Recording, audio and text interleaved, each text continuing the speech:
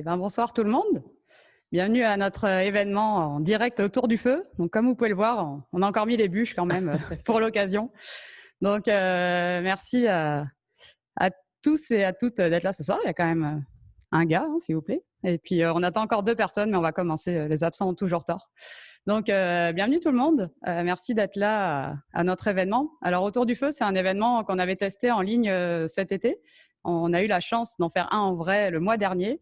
Et puis là, on est de nouveau en ligne, mais vous allez voir, c'est un format qui se passe bien en ligne, c'est interactif et on va passer un bon moment tous ensemble. Donc, pour vous expliquer un peu le concept, l'objectif de Autour du feu, c'était vraiment de proposer des rencontres avec des entrepreneurs, mais vraiment aller sur l'aspect beaucoup plus authentique, se dire les vraies affaires, comme on dit.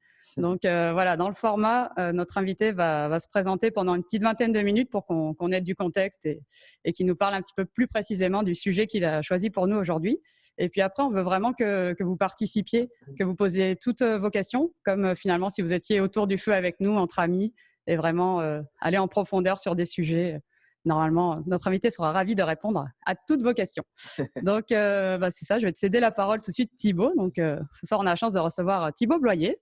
Donc, bonsoir Thibaut, merci Bonsoir, merci d'être avec Marie, nous. merci pour l'invitation. Et écoute, je vais te céder la parole pour te présenter. Ouais, parfait. Alors pour contexte, il y a la caméra qui est en face de moi, donc en théorie, je suis en train de vous regarder en ce moment. Vous en faites pas, le feu, on va pas l'allumer, tout va bien se passer. Je vois donc là vos caméras en face de moi. Il y a Julie William que je vois pas, sauf si vous avez un impératif, sinon ce serait pas mal peut-être de se voir. C'est sûr qu'on aurait aimé faire cet événement en physique, mais à ce qui paraît, il y a une pandémie et puis on n'est pas capable de le faire. Donc voilà, on le fera de manière virtuelle. Donc bonjour tout le monde, très content de vous voir, d'en rencontrer pour la plupart. C'est ça, donc je vais prendre quelques minutes déjà pour peut-être vous introduire le thème du jour et vous dire un petit peu pourquoi est-ce qu'on va en parler, pourquoi est-ce que je peux vous en parler aussi aujourd'hui. Évidemment, c'est une session qui est interactive, donc comme disait Marie, l'idée c'est de créer des conversations. En fait, dans mon parcours entrepreneurial, je sais que c'est ce genre d'événements qui m'ont des fois comme allumé, et puis qui m'ont permis aussi de débloquer certaines affaires que j'avais. Donc, je vous invite vraiment à participer autant que possible, de façon à ce que je puisse répondre à vos questions précises. Voilà, donc considérez qu'on est vraiment autour du feu et qu'on a nos morts en tout cas, qu'on est en groupe. Alors, je m'appelle Thibaut. En fait, je vais vous demander après de vous présenter individuellement pour commencer. Donc, ce que j'ai fait il y a 6 ans maintenant, j'ai étudié donc en Écosse, à Glasgow plus précisément, et j'ai donc décidé de comprendre à la fois l'aspect psychologique, mais aussi évidemment affaires de l'entrepreneuriat. Donc, au travers d'un mémoire que j'ai pu faire et que j'ai livré à mon université sur la fin de ma maîtrise. Pourquoi est-ce que je faisais ça? Je revenais d'un long voyage en Amérique du Sud et j'avais passé une dizaine de mois à me débrouiller, à faire plein de petits métiers, mais finalement des petits métiers qui étaient des fois des pages Facebook lancées pour être guide touristique dans une ville, par exemple, ou m'improviser consultant en écotourisme. Bref, enfin plein de petites affaires comme ça qui frôlaient des fois la légalité, en tout cas en termes administratifs. Mais je me suis découvert en fait une créativité, une certaine envie de créer et de me débrouiller tout simplement dans mon environnement à l'époque. Donc c'est pour ça que j'ai décidé d'aller par la suite en Écosse pour poursuivre mes études spécifiquement dans l'entrepreneuriat, justement pour aller comprendre déjà ce que c'était que l'entrepreneuriat, les méthodologies de l'entrepreneuriat. Mais au-delà de ça, ce qui m'intéressait le plus, c'était pas tant l'aspect entreprise que j'avais déjà étudié par le passé, mais c'était vraiment l'humain derrière. Et ça, c'est quelque chose que j'ai gardé depuis, c'est toujours comprendre un petit peu les dynamiques humaines qui se cachent derrière vraiment donc l'entrepreneuriat, même l'entreprise en général. Alors, en ça, j'ai pu découvrir beaucoup de belles choses. Et dans ce mémoire qui a d'ailleurs donné l'intitulé de la session de ce soir, qui est passé de l'intention à l'action en entrepreneuriat, je vous présenterai certains résultats. J'ai découvert quand même beaucoup de choses très intéressantes. J'ai aussi effacé quelques mythes. Et ça m'a surtout donné envie par la suite donc de me lancer en affaires. Pour aller vite, je suis arrivé au Canada donc il y a 5 ans. J'ai pas encore réussi à prendre totalement l'accent, mais vous m'en excuserez. Et je suis allé assez rapidement explorer justement cet écosystème entrepreneurial. À l'époque, les incubateurs, les accélérateurs commençaient un petit peu à sortir de terre ici. Donc j'ai commencé à travailler avec District 3 précisément pour appliquer ce que j'avais pu faire dans le cadre de ce mémoire, c'est-à-dire prendre des étudiants de Concordia et puis les amener tranquillement de manière très méthodologique. Forcément, je n'avais pas encore d'expérience vraiment de travail en tant que tel, donc je prenais littéralement mon mémoire pour les amener à l'entrepreneuriat par le biais de ce que j'avais pu étudier. Et puis par la suite, donc, je pense qu'il y a un participant ici qui le saura, William, parce qu'on était dans la même sphère. Je me suis parti en affaires en fait. J'ai créé donc Fou du Coin, qui est devenu Triou, qui a suivi donc un pivot. Fou du Coin, en fait, c'était une entreprise qui avait vocation de livrer des plats depuis des restaurants de quartier, donc de livrer de manière écologique, chose qui à l'époque était toujours révolutionnaire, à des entreprises. J'ai revendu cette entreprise-là à un concurrent qui s'appelle À la carte express, ici à Montréal, avec qui d'ailleurs j'ai pu travailler pendant 1 an et demi. À la suite de ça, je me suis reconverti dans l'innovation ouverte, donc c'est-à-dire faire collaborer des grandes entreprises et des startups. Et là encore, j'ai vu que j'étais content d'avoir un petit peu étudié la psychologie parce que il y avait quand même beaucoup de biais de part et d'autre entre la grande corpo et la startup qui était en fait assez flagrant, qui était très, les stéréotypes en fait s'avéraient vrais dans beaucoup de cas, dans l'image en tout cas que moi je m'en faisais en arrivant dans ce milieu-là. Et plus récemment, assez naturellement, je me suis plutôt orienté vers donc le coaching pour entrepreneurs. C'est ce que je fais aujourd'hui avec Polytechnique Montréal dans un programme qui s'appelle TraGM, donc en mobilité durable. Voilà, j'ai ci et là participé comme coach, mentor à différentes initiatives. En tout, je pense que j'ai dû accompagner en 20-30 entrepreneurs. Et aujourd'hui, je vais m'adresser à vous. Alors, il y a un petit peu de méthodologie, forcément. Il faut bien que je mette la table et que les concepts que je vous montre ne sortent pas que de ma tête. Ça n'aurait aucun sens pour vous. Mais je veux aussi un petit peu vous parler de mon expérience dans ce milieu-là, dans les 5 dernières années, vous dire un petit peu aussi les tendances que j'observe et finalement ce que je peux en conclure à date. Peut-être avant de me lancer là-dedans, je vois donc, est-ce qu'on a des nouveaux participants depuis il suffit que tu en parles pour qu'il arrive. Voilà. Voilà. Le pouvoir de l'intention. Christophe qui vient d'arriver. Christophe, que je connais d'ailleurs, c'est pour ça que je vais me permettre. Tu as loupé l'introduction, c'est dommage. Est-ce qu'on aura l'enregistrement pour lui? Me dis pas que tu avais trop de travail. C'est pas vrai. C'était mon excuse, désolé. Pas de stress, pas de stress. Tu fais bien d'arriver maintenant. En fait, je voulais ouvrir justement la table rapidement pour chacun d'entre vous. Peut-être vous présenter votre prénom. Aujourd'hui, on parle d'intention, action en entrepreneuriat. Me dire un petit peu le rapport que vous avez avec l'entrepreneuriat et peut-être conclure avec un adjectif qui vous représenterait le plus comme entrepreneur. Entrepreneur ou entrepreneuse. On va partir là-dessus, puis je continuerai ensuite. Donc, peut-être qu'on peut partir de la gauche. Je n'ai pas les prénoms sous les yeux. Ouais, on peut y aller avec Aurélia pour commencer, au hasard. Je rigole parce que c'est pas rare que je sois la première à commencer dans les échanges. Donc moi, je m'appelle Aurélia. Je suis l'une des cofondatrices de l'Étalent M, qui est un collectif de travailleurs autonomes dans les métiers du marketing. Donc en fait, c'est un modèle où on utilise beaucoup l'économie collaborative pour les entrepreneurs. Donc c'est beaucoup basé sur la co-création, etc. Donc ça te donne déjà un aperçu de mon type d'entrepreneuriat et de celui que j'aime faire. C'était quoi les autres questions? Je me souviens plus bien. Un adjectif qui te définit comme entrepreneuse. Un adjectif qui me définit. Je pense que je vais y aller avec curieuse parce que c'est ce que je suis personnellement, mais professionnellement, c'est ce que j'aime. J'ai l'esprit entrepreneurial, donc j'aime aller explorer partout, absorber des choses un peu partout. Après, mon cerveau, il traite ça et puis il ressort ça dans des projets. Donc, je vais y aller avec curieuse. Excellent. Merci. Merci. Très belle intro. Ensuite, on y va avec Karine. On t'entend pas, Karine? Tu veux activer ton micro? Ah, les Oui, joies de Zoom. effectivement, mais c'est parce que j'ai un micro sous la face, il était forcément allumé. Donc, Allô, Karine. oui, je me présente Karine. Moi, je sors d'une formation en coaching professionnel, justement avec Marie qui est ici présente en tant qu'invitée. Et l'idée, donc c'est bien beau, je me suis formée, mais avec ça, qu'est-ce que je fais? Donc avant, mon grand rêve, c'était d'être coach professionnel, mais au fin fond, qu'est-ce que je fais avec ça? C'est bien beau. Donc là, j'ai rencontré l'autre Marie de Haut Studio cet été pour regarder un peu plus du côté entrepreneurial. Qu'est-ce que je peux faire avec ça? Et donc, c'est ça. Aujourd'hui, je construis autour de ça. C'est sûr, je découvre beaucoup le monde entrepreneurial. Donc, une question que j'ai présentement aussi, c'est quoi être entrepreneur?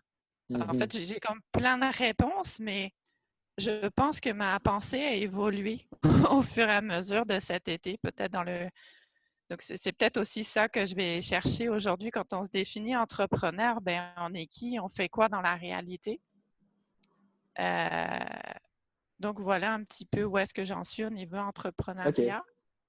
Et l'adjectif, pour aller un peu plus avec Aurélia, c'est curiosité aussi. Je suis très, très curieuse et je pense que c'est ce qui me motive beaucoup à avancer. Parfait. On va garder ta question pour après. Je pense que c'est très intéressant et il n'y a pas une seule réponse. C'est un spoiler. Super, merci. Parfait, merci. On va y aller avec William. Salut William, ça faisait longtemps. Hello Marie, oui, c'est vrai que ça faisait un petit bout de temps. Mais donc, bonsoir à tous. Oui, comme Thibaut en a un peu parlé tout à l'heure, j'ai entrepris aussi en même temps que lui, il y a quelques années, une application qui était dans le gaspillage alimentaire. Et donc, voilà, ça fait 2 ans que je me suis laissé perdre et que je me suis perdu, on va dire, à droite à gauche, à travailler pour d'autres personnes, non pas être entrepreneur. Et ça fait 1 mois et demi que je me suis relancé totalement dans l'entrepreneuriat, donc je suis super content. Et donc, voilà, si je dois si je dois donner un adjectif qui me correspond en termes d'entrepreneuriat, je dirais la liberté, être libre en fait, de pouvoir faire ce que j'ai envie et de faire les erreurs que j'ai envie de faire aussi. Pouvoir apprendre de ça et de pouvoir prendre tout le développement que ça amène à travers tout ça. Et pas en fait être cadré dans une voie à travers une entreprise, à travers un manager. Vraiment, c'est toute cette liberté qui m'attire. Donc voilà. Et vous m'excuserez, je me suis servi comme si j'étais autour du feu, une petite bière. C'est ça qu'on veut, c'est bien. Cheers. Donc voilà. Ok. Super, merci. On enchaîne avec Marie. Salut tout le monde, je suis contente d'être avec vous et je rejoins Karine aussi. Je suis coach professionnel certifié en PNL. Ça fait 2 ou 3 mois qu'on est certifié. Je suis en cours de recherche de mon identité en tant qu'entrepreneur. Déjà, j'ai un peu commencé, j'ai fait mon plan d'affaires et je continue aussi à approfondir mon profil d'entrepreneur. En même temps, je suis encore au début de ma vision. J'aime bien être au service de l'éducation parce qu'à la base, je suis enseignante et j'aime bien intégrer le coaching dans les milieux éducatifs. C'est ce qui m'intéresse le plus en tant qu'entrepreneur. Et comme qualité, je rejoins William dans ce qu'il a dit, la liberté et l'autonomie. C'est ce que j'aime le plus dans l'entrepreneuriat. Et merci. Merci Marie. Super, merci. Allez Christophe, t'es arrivé le dernier, tu vas pas finir dernier. À toi. C'est trop sympa. On ne voit pas Christophe. Oui, c'est vrai. Je mets ma caméra, je mets la lumière. Vous me voyez toujours pas? Si, c'est bon. Donc, Christophe, je suis chez Solutions BI dans une boîte de TI, en fait. Je suis en fait directeur innovation marketing. Donc en fait, comme son nom l'indique, je fais du marketing et j'essaie d'innover à l'interne. Entrepreneur, oui, parce que dès le début, j'ai pu avoir une sorte d'autonomie en fait dans cette boîte qui me donnait pas mal de largesse et de possibilités. Et donc, je dirais que déjà que j'entreprends déjà à mon niveau. Je suis pas auto-entrepreneur, j'ai pas ma structure, mais ce serait dans un futur proche, moyen proche en tout cas. Et puis, qu'est-ce qui me définirait? Je dirais force tranquille, parce que je suis toujours un peu le mec qui apporte des solutions, qui garde la tête froide, qui ne panique pas. Et je pense que c'est ce qui fait la force. Et c'est ce que les gens apprécient. Voilà. Et j'ai pas de bière. Ça ne serait tardé. Marshmallow? Non, non plus. Non plus. Je vais me chercher ça, tiens. Ah bah t'as bien raison. Ok. Bon bah merci, ça fait un beau tour de table. Attends, il en manque une. Ah pardon. Il manque Julie qui ne s'est pas présentée. Ah mais Julie qu'on ne voit pas. Ouais, parce que ça change. Oui, qu'on ne voit pas à l'écran. Bah désolé Julie, c'est vraiment pas contre toi, c'est que moi j'ai pas ta. Non, mais d'accord, j'ai appris à c'est faire bon, des là, on choses voit. personnellement. Mais bonsoir à tous. Alors, je me sentais un peu l'intruse de ce groupe jusqu'à ce que Christophe parle, parce que moi, je ne suis pas entrepreneuse. Mais j'ai un projet dont je n'ose même pas parler encore à tel point, tellement il est embryonnaire. Mais l'entrepreneuriat, c'est quand même quelque chose qui me trotte dans la tête depuis un bout. Donc voilà, donc en fait le titre de cette petite soirée m'a beaucoup parlé là, de l'intention à l'action, si je ne me trompe pas, parce que c'est un peu ça dont j'ai besoin en fait dans les prochains mois là, d'avoir des petits déclics qui me fassent me faire dire que ok, let's go. Je travaille un peu dans le même milieu que Christophe aussi, en tout cas dans le milieu du web, du design, des TI. Depuis à peu près 10 ans, puis c'est pas quelque chose qui me passionne, qui me remplit, qui vient me chercher. Donc voilà, j'ai besoin de faire autre chose et j'ai plein d'idées, plein d'envies, mais besoin de plusieurs petites impulsions pour passer à l'action. Et donc, comme adjectif, je dirais, je vais en choisir 2 parce que j'aime bien ne pas trop suivre les règles. Donc, je dirais débutante et un peu flippée. Voilà. C'est beau. On aime ça, l'honnêteté autour du feu, c'est important.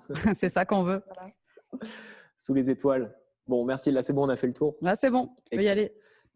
En tout cas, merci pour déjà, c'est ça, pour vos commentaires très, très honnêtes. Je pense que c'est une très grande qualité déjà pour un entrepreneur, une entrepreneuse. Je vais utiliser la forme masculine qui n'est pas discriminatoire évidemment, mais c'est plus pour ne pas avoir à répéter à chaque fois le féminin. Donc, pour un entrepreneur, l'honnêteté envers soi est bien évidemment fondamentale, la connaissance de soi. Je vais y revenir. En fait, tout ce que vous venez de dire ici fait totalement du sens et je pense que vous serez assez rassurés finalement de savoir que vous n'êtes pas forcément les seuls à vous poser la question. Marie, de ton côté, c'est toi Marie qui fait de la PNL, programmation neurolinguistique. Parfait, ça. On pourra en reparler un petit peu aussi sur la fin, mais intégrer justement ces composantes psychologie, ces sciences cognitives finalement à l'entrepreneur versus vraiment à l'entreprise dans une idée peut-être d'introspection avant même de commencer me semble totalement nécessaire. En fait, je vais peut-être commencer par ça, c'est-à-dire qu'avant même de penser à l'entrepreneuriat, c'est-à-dire à l'action de créer une entreprise, l'idée d'abord, c'est littéralement de nettoyer sa chambre et de comprendre un petit peu déjà qui on est, quelles sont les dynamiques qui nous animent. C'était un petit peu l'intuition que j'avais quand j'ai écrit ce mémoire en Écosse. En fait, je cherchais moi à comprendre concrètement comment est-ce que les mécanismes de passion, puis je reviendrai sur le terme de passion, pouvaient déclencher en fait des mécanismes d'intention qui, de manière logique, en tout cas je le pensais, allaient finalement déclencher l'action. Donc passion, intention, action en entrepreneuriat et j'essayais de regarder dans quelle mesure est-ce que chaque composante interagissait les unes avec les autres. Donc là, ça va être le petit moment un petit peu théorique pour qui l'école manque. Ça, on y est. Ça va pas prendre très longtemps, mais je préfère quand même remettre un petit peu les choses en perspective. Donc, il y a la première chose avec laquelle je voudrais commencer, c'est donc en psychologie, on parle de biais cognitifs.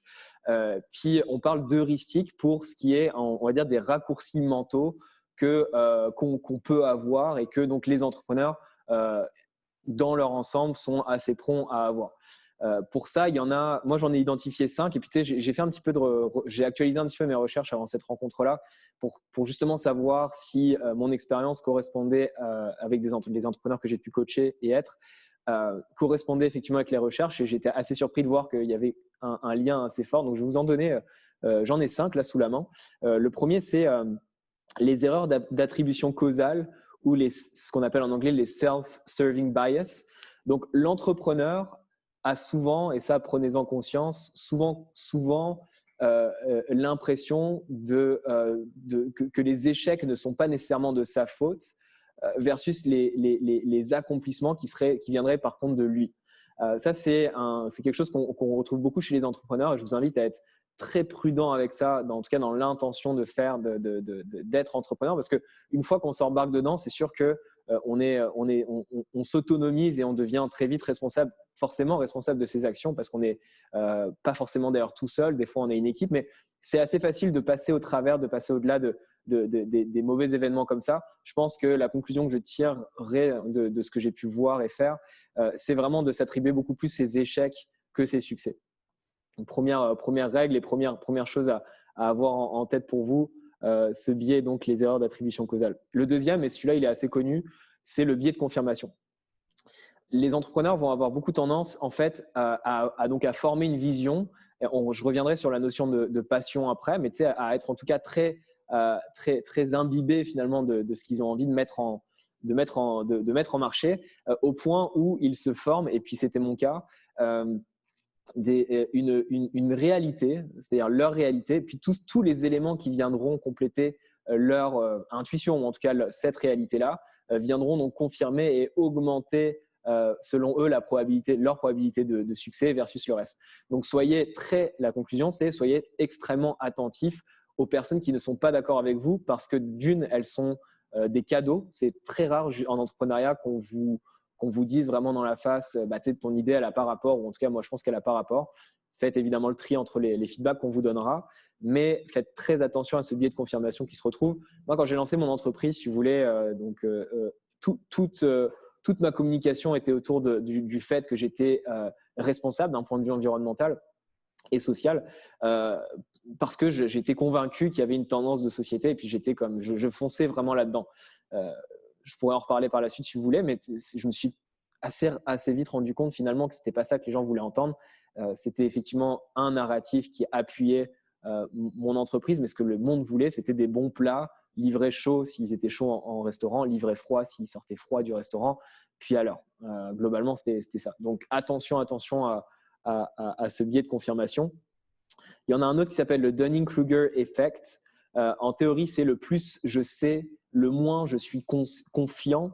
Donc, c'est-à-dire qu'une personne qui travaille en université, qui fait de la recherche pendant 10 ans sur un sujet, techniquement, si on se fie à ce biais-là que j'ai beaucoup retrouvé chez l'entrepreneur, cette personne-là, donc l'académicien, ne va pas se lancer en affaires parce qu'il ne va pas être confiant nécessairement dans son habilité à faire.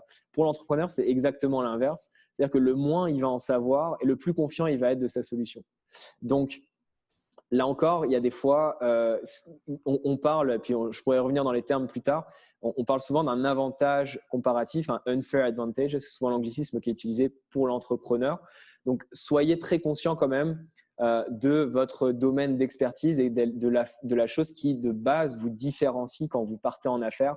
Faites très attention finalement à l'inverse de ce biais, qui est celui de se dire, même si je n'ai pas vraiment d'expérience ou d'expertise dans ce milieu-là, je vais quand même me lancer et wing it. Parce que ça ne marche pas exactement comme ça. Il faut quand même se baser sur des choses solides. Quatrième biais, le biais d'optimisme. Je pense que celui-là, il s'explique de lui-même. On a l'impression en fait en tant qu'entrepreneur que les choses vont bien tourner pour nous. Dès lors qu'on se lance en affaires, je vois beaucoup d'entrepreneurs qui pensent avoir un grand karma. Et puis c'est vrai que c'est pas tous les jours dans votre vie courante que une organisation va venir vous voir pour vous dire j'ai un 10 000 $ à vous donner, j'ai un 20 000 $ à vous donner. Pourtant, c'est quelque chose qui se passe quand même assez régulièrement en entrepreneuriat. Si on fait des dossiers de subvention assez solides et qu'on a un minimum de traction, c'est vraiment pas rare que l'argent finalement entre guillemets tombe du ciel comme ça. Donc on a tendance à se créer une certaine utopie autour de l'entrepreneuriat. Un petit peu comme dans les jeunes couples, vous savez, où ça se passe super bien au début. Finalement, ce biais de confirmation, d'optimisme va se renforcer.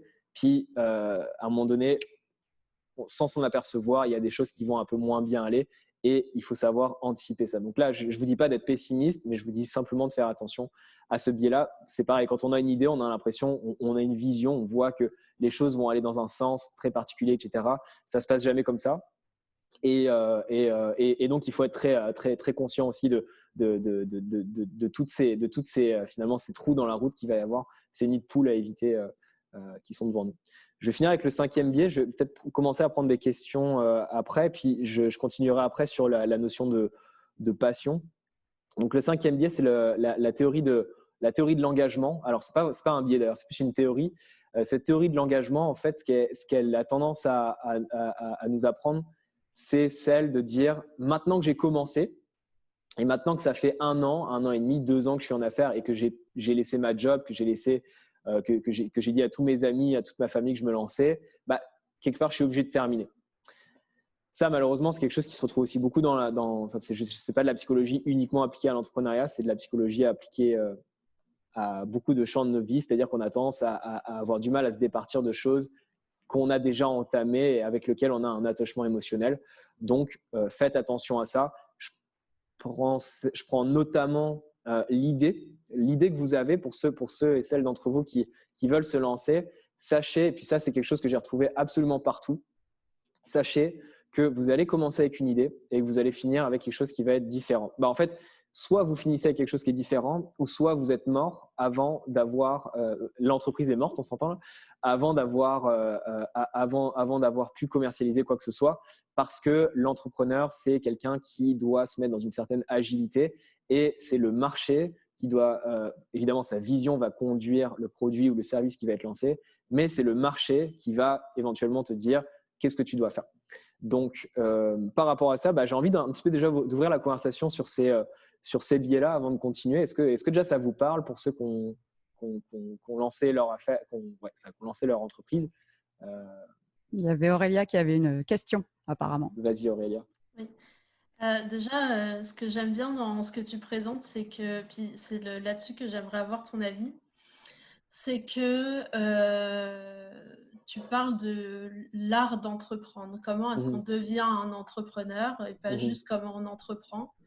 Et ça, je trouve ça intéressant. C'est une discussion parce que moi, je donne des formations dans des incubateurs ou des choses comme ça. Et je trouve qu'au Québec, il y a beaucoup d'aides, beaucoup de prêts, beaucoup de sous à aller chercher, etc. Et j'avais cette discussion-là avec un fondateur d'un des accélérateurs d'entreprise où, en fait, les gens vont facilement chercher de l'argent. Les jeunes entrepreneurs, la relève entrepreneuriale va facilement chercher de l'argent, mais du coup, ça ne leur apprend pas à devenir des entrepreneurs. Et moi, je connais des entrepreneurs, ça fait 4 ans que je les côtoie, ils sont toujours au même stade, mais ils ont de l'argent parce qu'ils ont eu toutes les aides possibles et imaginables. Mais en fait, s'ils n'avaient pas ça, leur modèle d'affaires ne serait pas viable. C'est quoi ton avis dessus? Puis comment est-ce que nous, qui accompagnons les entrepreneurs et les organismes qui accompagnent les entrepreneurs, on pourrait faire en sorte d'injecter un peu de l'art d'entreprendre dans les programmes? C'est une très bonne question en passant et c'est effectivement une observation que je partage avec toi. En fait, déjà pour comprendre de manière un peu systémique ce qui se passe ici, c'est que on est quand même sur une terre d'entrepreneurs et donc concrètement, alors qu'on aiderait certaines grandes corporations avec des millions pour faire atterrir de l'innovation, là, on parle de 20, 30 000 pour des entrepreneurs, ce qui ne représente strictement rien pour des instances comme le ministère de l'économie et de l'innovation ici. Donc, c'est sûr que c'est très alléchant pour un gouvernement, enfin pour notre gouvernement ici, de se dire il y a une start-up sur 30 qui va devenir une scale-up, en gros une entreprise qui marche très bien et donc qui recrute énormément de personnes qui apportent une santé économique à la province. Donc, maximisons nos chances et allons effectivement mettre au travers de toutes nos instances et de finalement de toutes nos instances, allons donner un maximum d'argent aux entrepreneurs. Je partage ta conclusion qui est celle de dire aujourd'hui, finalement, le cash flow de l'entrepreneur, et je le vis dans mon coaching au quotidien, finalement, je me retrouve presque à, je dirais peut-être 10% de mon temps dans mon métier à devoir regarder les bourses et subventions pour savoir comment maintenir les entrepreneurs à vie, à devoir alimenter leur cash flow, leur flux de trésorerie, de façon à ce que voilà, qu'ils tiennent encore 3 mois. Et finalement, c'est toujours un peu finalement, au lieu de se concentrer vraiment sur le modèle, le besoin, on va se concentrer sur quel va être la prochaine bourse, la prochaine subvention qu'on va avoir. Une règle, et puis j'aurais clairement pas le temps de parler avec vous de tout de tout couvrir avec vous ce soir, mais une des règles pour l'entrepreneur, et je pense que la règle numéro 1 pour un bon entrepreneur, une bonne entrepreneuse, c'est de savoir se concentrer sur très peu d'objectifs. C'est-à-dire que la lampe torche, là, elle a 2 fonctions. Elle peut soit éclairer devant, elle peut éclairer jusqu'à l'arbre devant vous et puis éclairer comme tout l'arbre quasiment, ou en tout cas tout le tronc, ou alors elle peut éclairer loin parce que le faisceau de lumière, il est comme tellement concentré qu'il va pouvoir aller à 20 mètres. Moi, je recommande plutôt que les entrepreneurs fassent ça et définissent dans quelle direction le faisceau de lumière va aller. Et malheureusement, ce que font ces bourses-là aujourd'hui, c'est qu'elles ont tendance à beaucoup distraire les entrepreneurs et les faire courir après plusieurs lapins, en fait, alors qu'ils devraient se concentrer effectivement sur leur marché. Donc, on se retrouve avec des entrepreneurs un petit peu comme des addicts à la drogue qui ont besoin de la prochaine perfusion. Moi, c'était pas vraiment une réalité, ou alors je la connaissais pas. William, tu me diras ce que tu en penses, mais en 2016, à l'époque où j'ai lancé mon entreprise, il n'y avait pas autant d'aide, et c'est vrai qu'on devait un peu plus se débrouiller. Et là où par contre, je challengerai un petit peu ce que tu dis, c'est qu'il n'y a pas nécessairement un profil d'entrepreneur qui doit être débrouillard ou pas. Je pense que comme dans tout, il y a un écosystème. Puis les entrepreneurs sociaux ne sont pas nécessairement les mêmes que les entrepreneurs en deep tech, par exemple, ou en sciences de la vie. Et toutes les entreprises n'ont pas nécessairement les mêmes mises de fonds. Demain, si je lance un site web ou un service conseil, par exemple, ça me prend un WordPress, un petit peu de publicité, et puis avec 500 pièces, l'incorporation, tout ça, avec 500 pièces, je suis capable de lancer de quoi. Par contre, je lance une technologie propre qui demande beaucoup d'investissement. C'est sûr que je ne pourrais pas nécessairement le faire tout seul, et puis là, j'aurais peut-être besoin de le faire. Donc, c'est vrai que c'est du cas par cas, mais je partage avec toi ce constat qu'il faut éviter pour l'entrepreneur de partir en se disant si je n'ai pas les subventions, ça ne va pas marcher. En fait, la conclusion que je formulerai, c'est je pars du principe que je n'aurai aucune subvention, aucune bourse. Puis, si ça ne marche pas, ça ne marche pas. Je ne sais pas si ça répond à ta question, mais j'ai pris quelques détours. Oui, mais ce que je retiens, en tout cas, ma lecture de ce que tu as dit, c'est que je retiens le focus. Ouais. Du coup, de ne pas prendre toutes les aides, de faire attention à ce que toutes les aides ne nous distraient pas de notre développement. Puis parce Exact. que c'est méga long à chaque fois de faire les dossiers, les plans d'affaires, etc. Donc, ça prend vachement de temps. Exact. Mais par contre, peut-être de les envisager quand même à partir du moment où c'est conscientisé dans notre modèle d'affaires et qu'on sait que ça va nous aider à passer une super étape. Ah, bien sûr. Je vais vous partager une statistique. Malheureusement, je n'ai plus la source, mais je pourrais vous la retrouver. Je vous enverrai certaines affaires que je vous dis aujourd'hui, des statistiques. Mais le facteur numéro 1 de stress pour les entrepreneurs, et on sait que la santé mentale en ce moment pour vous, pour tout le monde, c'est un enjeu. Pour les entrepreneurs, ça a toujours été un enjeu, donc aujourd'hui c'est démultiplié. Le facteur numéro 1 de stress à 66% pour les entrepreneurs canadiens, c'est justement le flux de trésorerie, le cash flow. Et en fait, le manque, la crainte que justement ce flux de trésorerie arrive en dessous de 0 et puis que ce soit la fin. Donc quelque part, je vais me faire là aussi l'avocat du diable de la conversation qu'on vient d'avoir, et je vais dire le fait d'avoir ces subventions-là peut aussi donner une certaine confiance, une certaine paix d'esprit à certains entrepreneurs qui aujourd'hui, je connais des entrepreneurs dans le milieu de la culture aujourd'hui, de l'événementiel.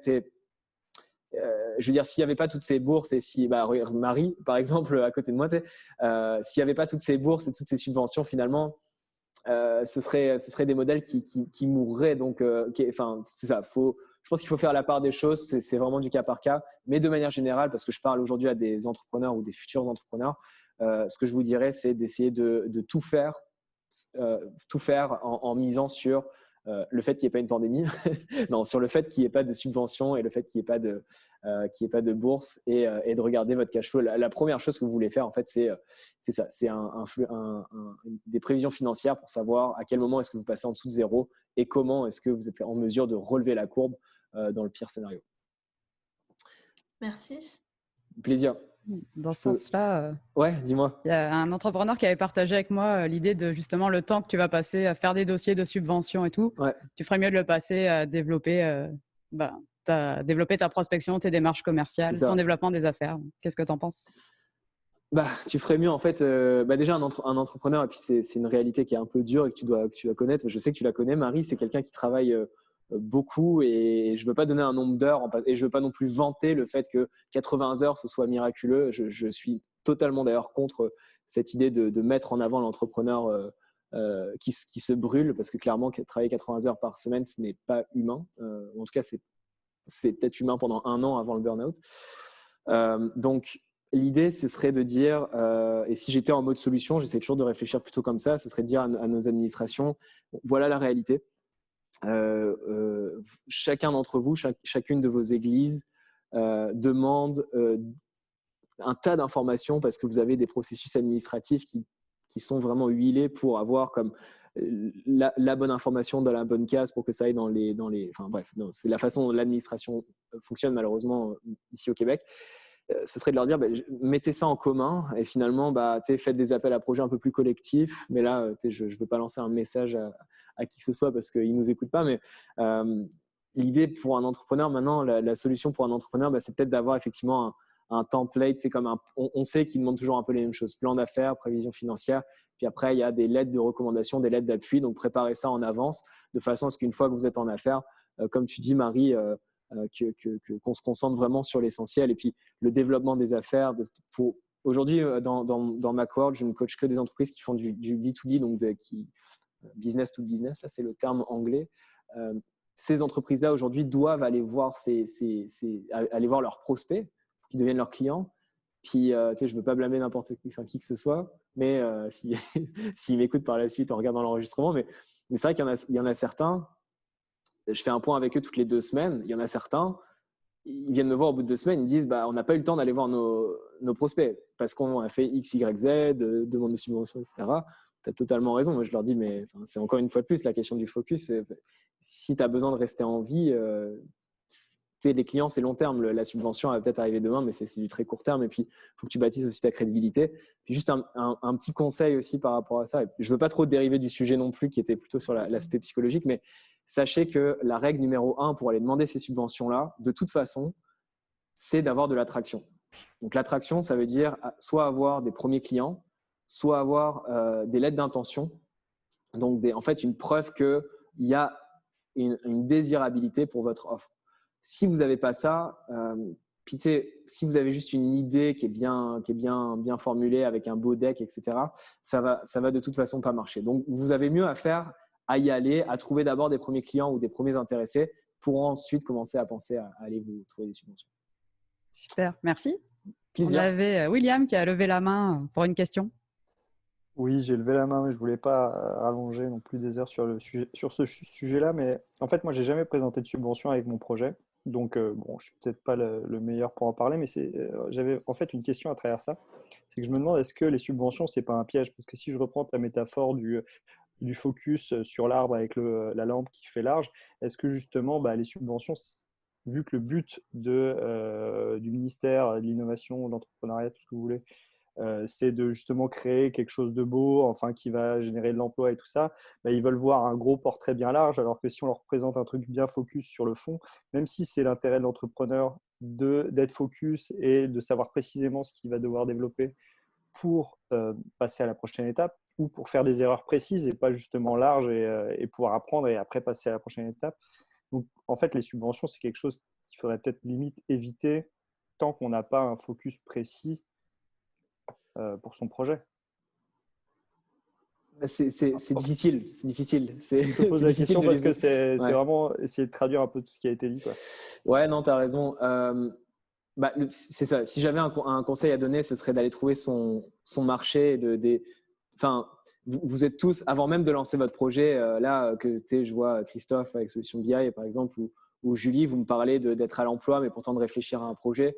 Il n'y a rien qui vous empêche, en fait, pendant même l'heure ou les 2 heures que vous avez à consacrer à ça par semaine, ça peut être uniquement ça, de formuler un petit peu les hypothèses sous-jacentes. Et puis là, on va y revenir avec justement la psychologie. C'est pourquoi est-ce que je fais ça, pourquoi est-ce que je pense que ça marcherait. Puis d'aller tester ça tout simplement, d'aller commencer à en parler, d'aller voir des possibles prospects si vous êtes en B2B, de commencer à aller voir des entreprises. Comme ça, le jour où vous arrivez, vous dites « Ok, j'incorpore, c'est bon, aujourd'hui c'est le moment ».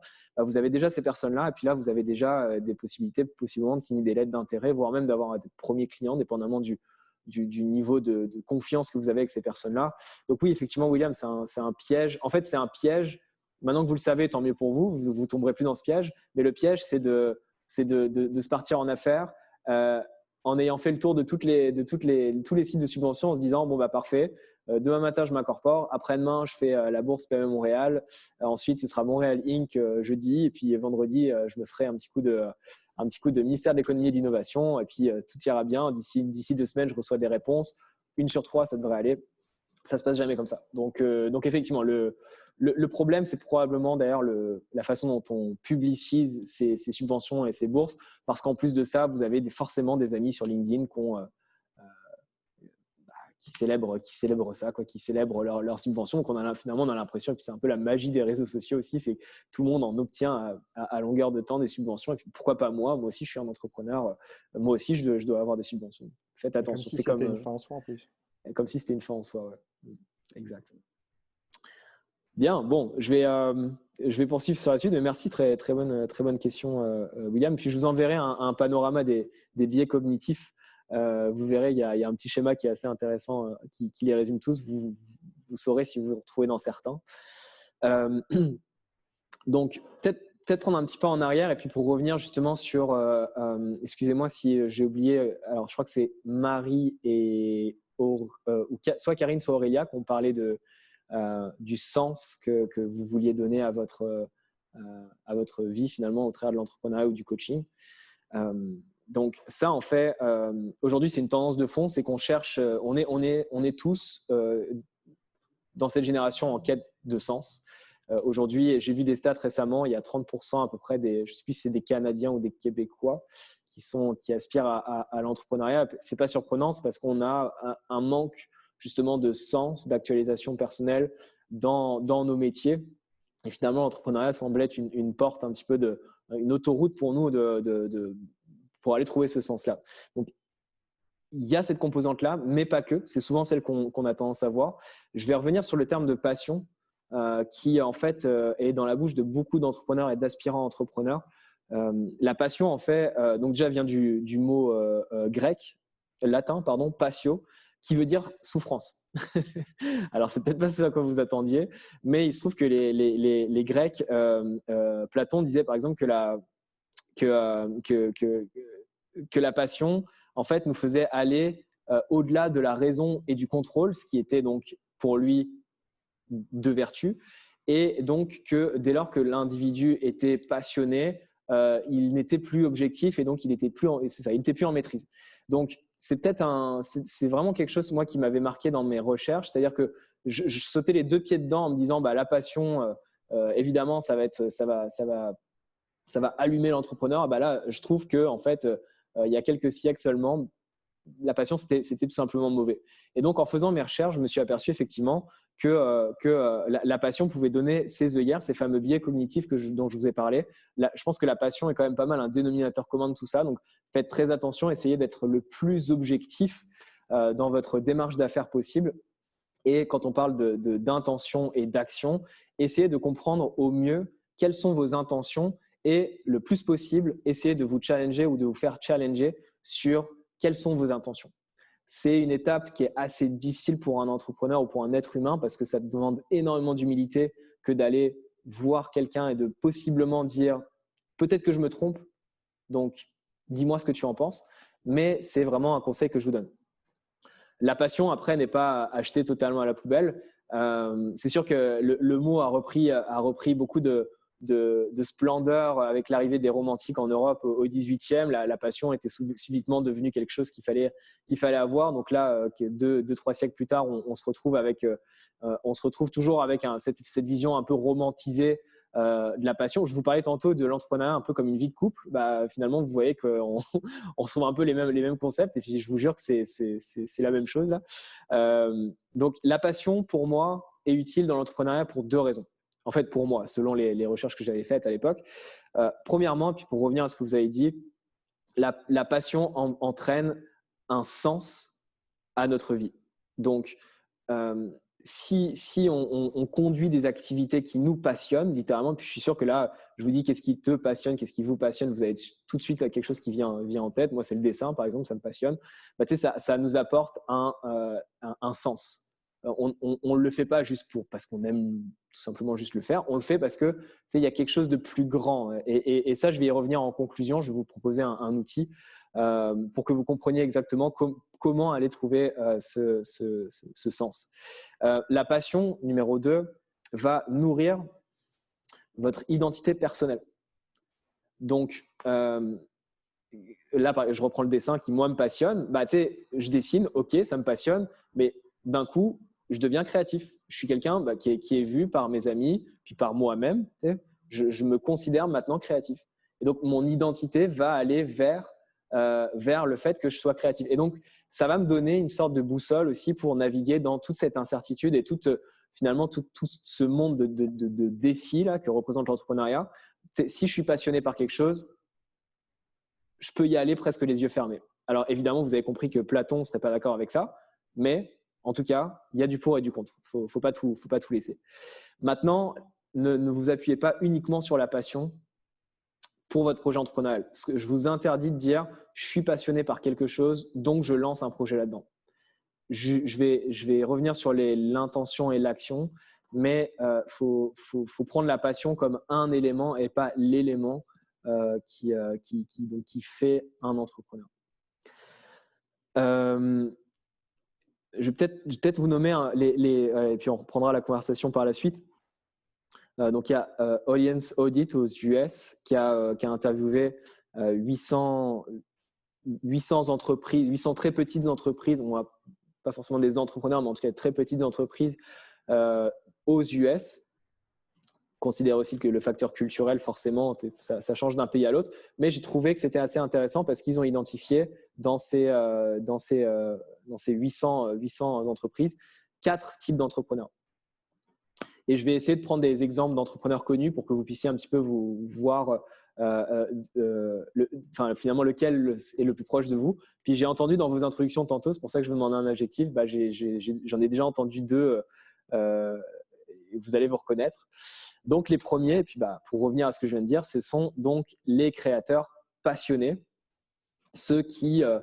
puis là, je vais prendre le fondateur de Patagonia, les vêtements sportifs, donc Yvon Chouinard. Voilà, Yvon Chouinard, c'est un amateur d'escalade à l'époque. Il fait de l'escalade avec ses amis, puis c'est sa vie, quoi. Enfin, concrètement, ça lui apporte du sens. Et puis, il s'aperçoit que ses pantalons, il les déchire à chaque fois qu'il fait de l'escalade. Puis, tout simplement parce qu'il est passionné d'escalade et parce qu'il a envie de continuer à en faire. Il crée en fait une marque de vêtements ultra robuste de façon à ce que ces jeans, même si il tenait tout seul là, on pouvait quasiment pas les plier parce que c'était tellement rigide, mais en tout cas il avait créé des pantalons qui lui permettaient de vivre sa passion pleinement, à savoir l'escalade. Donc c'est effectivement, il y a des entrepreneurs passionnés, puis on a tendance à penser que tous les entrepreneurs sont un peu comme Yvon Chouinard, mais c'est pas vrai. Il y a 3 autres types, il y en a sûrement d'autres là, mais c'est juste un cadre de référence que je vous donne. Un autre type sont donc les chercheurs de liberté. Puis là, je reviens à ce que 2 d'entre vous ont dit tantôt. Quand Disney essaye de racheter Pixar, par exemple, je crois que c'est en 2007, enfin quand Disney rachète en fait Pixar en 2007, on a une culture qui a été influée par Steve Jobs, qui est arrivé donc comme intrapreneur, j'ai envie de dire, dans ce contexte-là, qui lui est venu et a dit « moi, je veux absolument toute la liberté du monde ». Et avec Apple, c'était pareil. Il voulait toute la liberté de créer du monde. Et il faisait, dès lors qu'il commençait à y avoir un petit peu de poids décisionnel qui l'entourait, là, ça le faisait capoter. Puis d'ailleurs, la preuve, on a vu qu'il s'est fait évincer une première fois de Apple justement pour cette raison-là, pour sa perte de liberté. Il est revenu après, vous connaissez l'histoire. Aurélia qui a… Ouais, je peux te la lire si tu veux. Ouais, c'est une Elle question. disait qu'elle a besoin d'une précision, ou sinon Aurélia, vas-y, si tu veux le faire en direct, ce sera peut-être plus facile. Ouais, je vais essayer d'être claire, mais ma question est compliquée moi-même pour la formuler. Je me suis pris à plusieurs fois. En fait, quand je t'entendais parler, j'avais l'impression que tu utilisais la passion sur plusieurs niveaux. Puis c'est là-dessus Ouais. que j'aimerais avoir ta précision et je pourrais t'expliquer pourquoi après. Je me demandais si tu utilisais le mot passion comme l'objet de notre entrepreneuriat, donc on choisit d'entreprendre dans tel truc pour faire tel machin et c'est parce que c'est notre passion. Bon, pas parce que c'est notre passion, mais en tout cas, il se trouve qu'on est passionné aussi par ça. Ou est-ce que c'est la passion parce dans le sens on fait les choses de façon passionnée, ou est-ce que, parce que j'ai eu l'impression de t'entendre dire ça, que ce serait une passion transversale. Exemple, je dis une bêtise, mais je suis passionnée par le fait d'aider les gens. Et du coup, peu importe comment ça se concrétise, à partir du moment où ça, c'est rempli, je suis heureuse. Ouais. Je suis claire ou c'est… C'est une bonne question. Non, ta question, c'est en fait savoir si c'est on parle d'un trait comportemental ou d'un objet mental sur lequel on applique le trait comportemental qui est la passion. C'est une bonne question. En fait, les deux, la réponse, c'est les deux. La passion, donc c'est un objet psychologique finalement qui, j'ai plus la définition exacte sous les yeux, mais c'est quelque chose qui nous apporte du sens. Et il faudrait que je recherche la définition exacte, mais c'est ça. Ça a été défini par Cardon en 2007, là, si vous voulez regarder exactement la référence académique, comme un objet qui nous apporte justement du sens à la vie. Maintenant, cet objet-là, et puis c'est de ça dont tu parles, c'est est-ce qu'il faut considérer un objet, en l'occurrence, toi, tu es passionné de, je sais pas, de dessin animé, par exemple. Est-ce qu'on parle plutôt du dessin animé ou est-ce qu'on parle de mon comportement à moi d'être attiré par ce genre de contenu-là? Finalement, là, on va plutôt parler de la posture psychologique que tu as, que celle d'être attiré par ce type de contenu-là, parce que finalement, le dessin animé, ou pour moi, le dessin, par exemple, je ne vais pas dire je vais entreprendre dans le dessin. Puis, je ne veux pas parler que de dessin, là, ça peut être la cuisine thaïlandaise. Ok, je suis passionné de cuisine thaïlandaise, mais l'idée en tant qu'entrepreneur, c'est pas de dire je vais entreprendre dans la cuisine thaïlandaise, c'est plutôt de dire je vais apporter ma touche dans quelque chose qui m'apporte déjà du sens et puis je vais apporter ma différenciation. Dans ça, de toute façon, c'est la genèse de l'entrepreneuriat, c'est d'apporter quelque chose de différent. Mais finalement, en fait, l'idée derrière cette dynamique de passion, c'est déjà d'aller la comprendre, d'aller la chercher. C'est quelque chose qui n'est pas forcément facile à faire. Ça prend énormément d'introspection. Puis même là, je vous définis la passion. Même moi, la définition exacte, je ne la connais pas. Donc, je ne me lève pas un matin en me disant ah bah, je sais que je suis passionné de ça aujourd'hui. Finalement, c'est un travail qui est assez constant à faire. Je pense que le plus important pour toi, c'est de savoir si tu es tellement fasciné par quelque chose, et puis je suis sûr que tu l'es là, quelles sont les œillères que cette chose-là t'a mise dans ta construction mentale. Moi, par exemple, pour reparler de Fou du Coin, on ne va pas dire que je suis passionné d'environnement, mais en tout cas, c'est sûr que la cause environnementale, je suis très attaché à ça. Donc, je dirais que dans cette mesure-là, je n'étais pas prêt du tout à comprendre. J'étais absolument pas prêt à entendre ceux qui allaient me dire d'accord, l'environnement, ok, mais c'est pas. Enfin, il faut finalement que tu te concentres sur autre chose que juste l'environnement, parce que l'environnement ne va pas vendre. Et puis, oui, c'est important l'environnement, mais il y a le service, il y a le produit, il y a la façon dont tu vas l'amener, il y a encore la température, etc.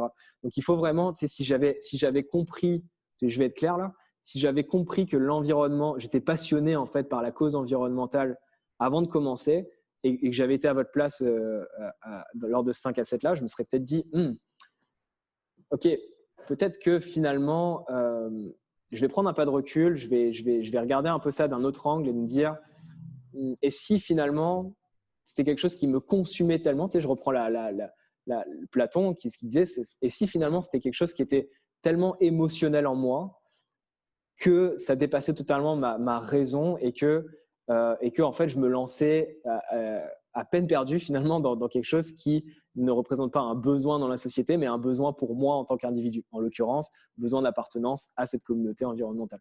Donc, je ne peux pas te faire une réponse toute faite, c'est sûr, mais j'espère qu'en tout cas, ça te donne quelques pistes de direction pour être capable de faire aussi cette introspection. Je suis tout à fait d'accord avec toi. C'est un travail que j'ai fait toute cette dernière année, donc je l'ai bien vécu. Je suis d'accord avec toi.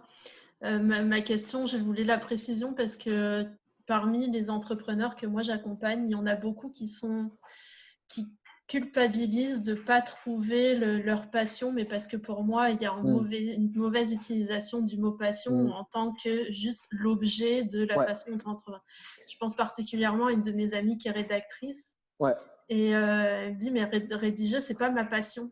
Et elle complexe énormément de dire, et puis elle vraiment s'en rend pas heureuse quoi, de choses comme ça. Mais en fait, c'est parce qu'elle n'a pas trouvé sa fibre, sa passion transversale, ou peu importe ce qu'elle fera, si ça c'est respecté, ça va aller.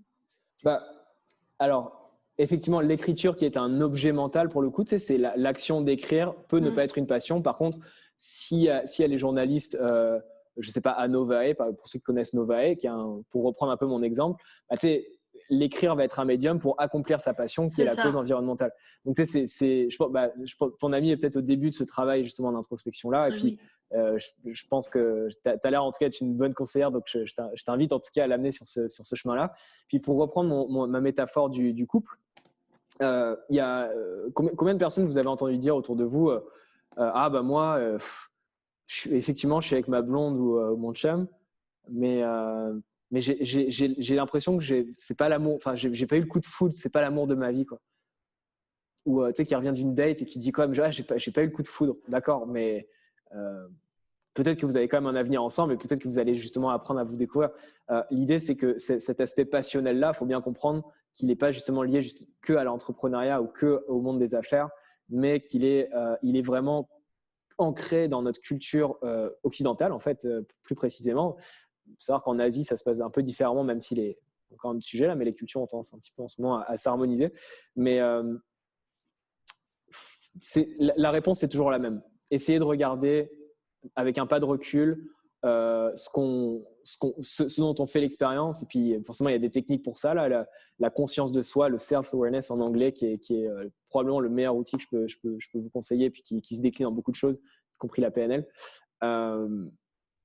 C'est toujours d'essayer de prendre un pas de recul. Finalement, je vais pas vous laisser avec ça, j'ai d'autres choses à vous dire, mais s'il y a une conclusion à vous donner pour aujourd'hui, c'est peu importe ce que vous pensez ou quelles sont les choses qui vous animent, qui vous poussent vers l'entrepreneuriat, prenez toujours le temps de prendre une pause, de regarder ce que vous allez faire et de le considérer comme un objet finalement mental et de comprendre un petit peu quelles sont les dynamiques qui tournent autour de ça. Donc, ça peut être la passion. On va parler d'intention à l'instant, là, c'est là où je vais en venir.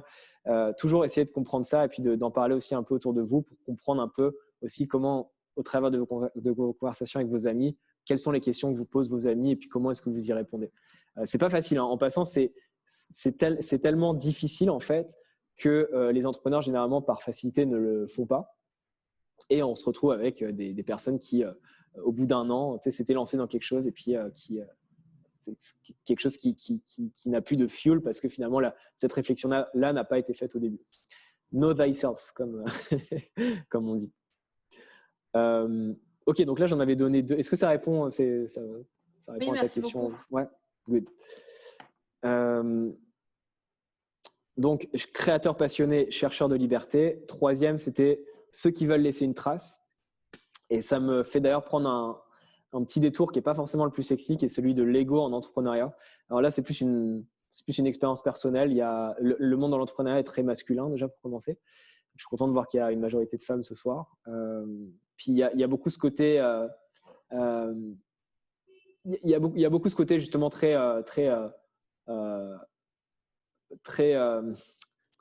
cornucopien là, c'est-à-dire essayer de toujours faire plus, mieux, et puis tu sais que même si le discours change un peu par rapport à ça, mais tu sais que l'échec, on n'a pas envie d'échouer quand on est entrepreneur parce qu'on met un peu toute sa réputation en jeu. En fait, c'est ça. Donc c'est correct de vouloir laisser une trace, Simplement que là encore, si la dynamique de l'ego est celle qui en majorité drive, et en passant, je pense que c'était le cas pour moi avec Fou du Coin, puis je suis super honnête et vulnérable avec vous en vous disant ça là.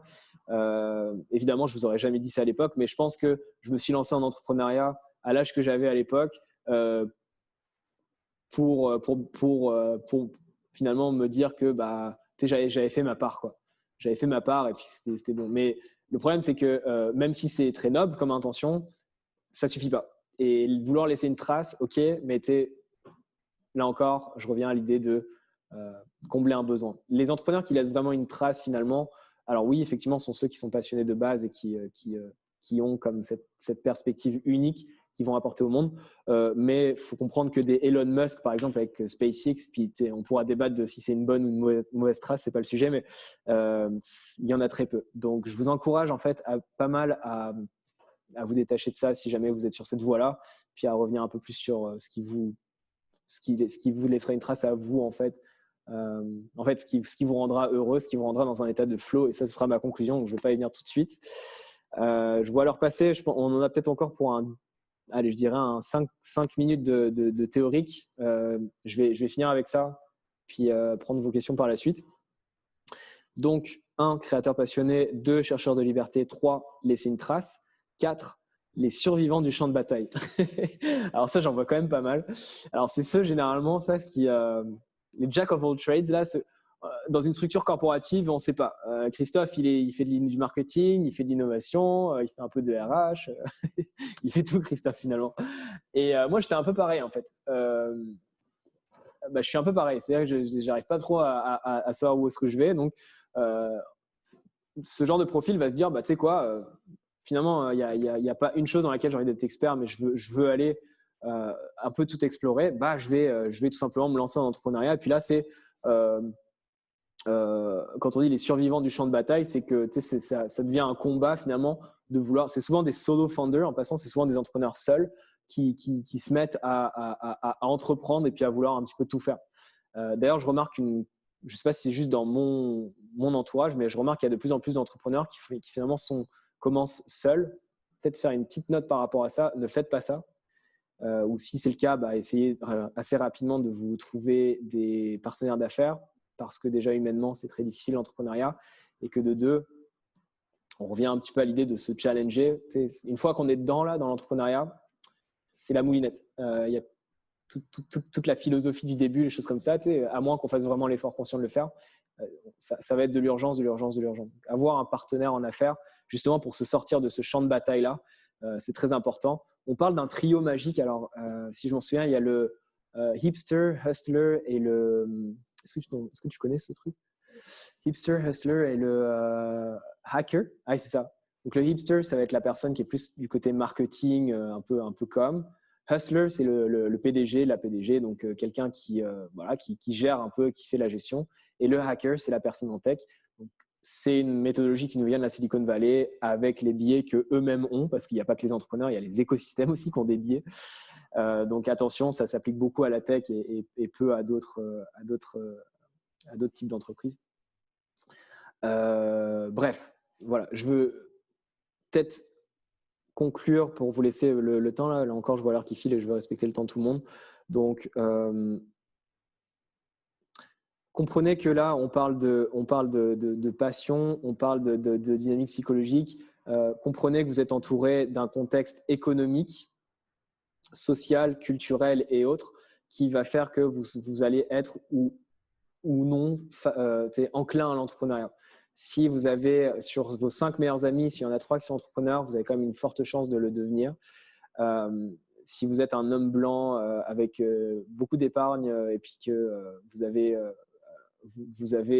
une idée, tout simplement, vous avez aussi beaucoup plus de chances de l'être parce que c'est généralement plutôt le profil. Donc, comprenez aussi les dynamiques. Là, on parle beaucoup de dynamiques internes. Comprenez les dynamiques externes aussi qui vous entourent. Et toujours la même idée, challenger ces dynamiques externes. Comprenez en quoi est-ce qu'elles vous influencent. Et finalement, est-ce que vous n'êtes pas dans une dynamique un petit peu de répétition ou en tout cas de mimique de ce que vous voyez autour de vous. Finalement, posez-vous la question si c'est vraiment ce que vous avez envie de faire ou si c'est quelque chose que qui vous a inspiré d'ailleurs. En fait, ça m'amène à la notion de, et je vais reprendre l'anglais, insight. Donc comment dire, traduction française de insight. Insight. Insight vient de l'ancien anglais, donc insight, regarder à l'intérieur. C'est vraiment le message avec lequel je vais vous laisser ce soir, c'est regarder toujours à l'intérieur, c'est se travailler ce insight, travailler vraiment ce qui se passe en vous quand vous vous mettez justement à penser à cette démarche entrepreneuriale. Alors, là, je vais vous tourner le micro, je vais vous donner 5 grands traits de personnalité. Alors, je vous donnerai un petit peu les sources après. C'est une méthodologie qui a été développée en 1936, qui a été révisée au fur et à mesure et qui s'appelle le Big Five Personality Traits, qui a été spécifiquement étudié pour le cas des entrepreneurs. Alors, je vais vous dire de base, je déteste dire qu'il y a un profil d'entrepreneur type, donc qu'on soit clair par rapport à ça. En revanche, c'est certain qu'il y a certains traits de caractère qui, plus généralement, font que des personnes sont plus enclins à être entrepreneurs. Ou plutôt, si je dis ça mieux, si on prend 100 entrepreneurs dans une pièce, il y a sur la majorité d'entre eux certains traits de caractère qu'il va y avoir et d'autres qui ne va pas y avoir. Donc, je vais vous proposer ces traits de caractère-là. Je vous demanderai de faire des petits signes, vous allez voir, pour me dire en fait dans quel camp vous vous situez, pour savoir si vous êtes un entrepreneur, si vous pouvez devenir un entrepreneur. Non, je plaisante en passant. Tout le monde peut devenir un entrepreneur et puis il n'y a pas de règle. Mais bon, prêtons-nous à l'exercice. Le premier critère, c'est l'anglais agreeableness. Le français, la meilleure traduction que j'ai trouvée, c'est agréabilité. C'est la première fois que je lis ça, donc agreeableness. Donc, dans le camp numéro 1 va avoir tendance à être plutôt individualiste, non coopératif, suspicieux. Okay, donc, faire un peu les choses dans son coin. Et le camp numéro 2 va avoir tendance à être plutôt dans l'entraide, la confiance pour l'autre, etc. Donc, je dirais, tiens, on va faire le point en l'air si vous pensez peu, faible sur cette échelle de agreeableness, puis la main si vous vous considérez fort. Donc, est-ce que vous avez… Ouais. Alors, on a plutôt des mains. William ? J'ai pas compris. En gros, on est plus numéro 2 quand on lève la main ou on est plus numéro 2 si tu lèves la main. Tout le monde a levé la main. Ouais. Christophe, il nous sourit toujours. Merci Christophe de nous donner ton sourire depuis tantôt. Là. Christophe a levé la main, c'est marqué à côté. Ok. Alors, mauvaise nouvelle pour vous. En fait, on dit en entrepreneuriat que les avantages d'être disagreeable and tough-minded, blunt, skeptical est finalement quelque chose qui va favoriser l'entrepreneuriat. Donc là encore, je ne veux pas vous dire que c'est parce que vous avez levé la main que c'est pas bon là.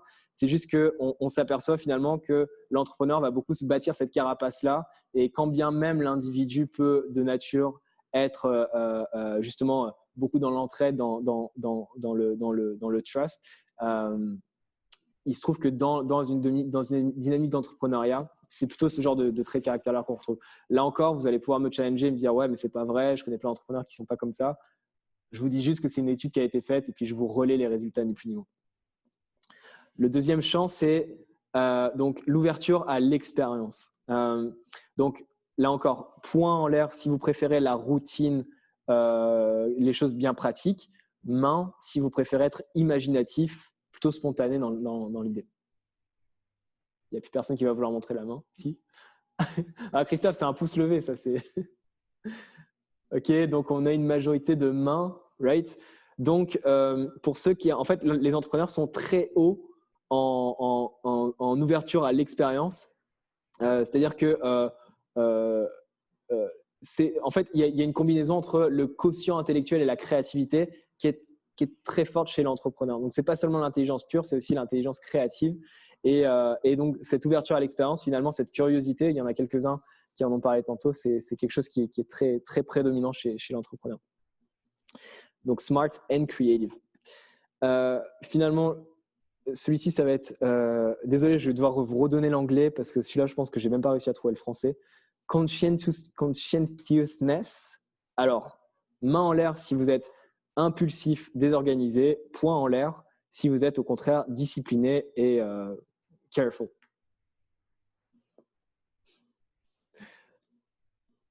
Si vous n'avez pas compris, vous ne mettez pas. OK.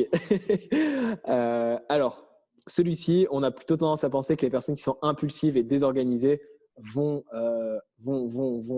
être plutôt dans leur zone de confort en entrepreneuriat.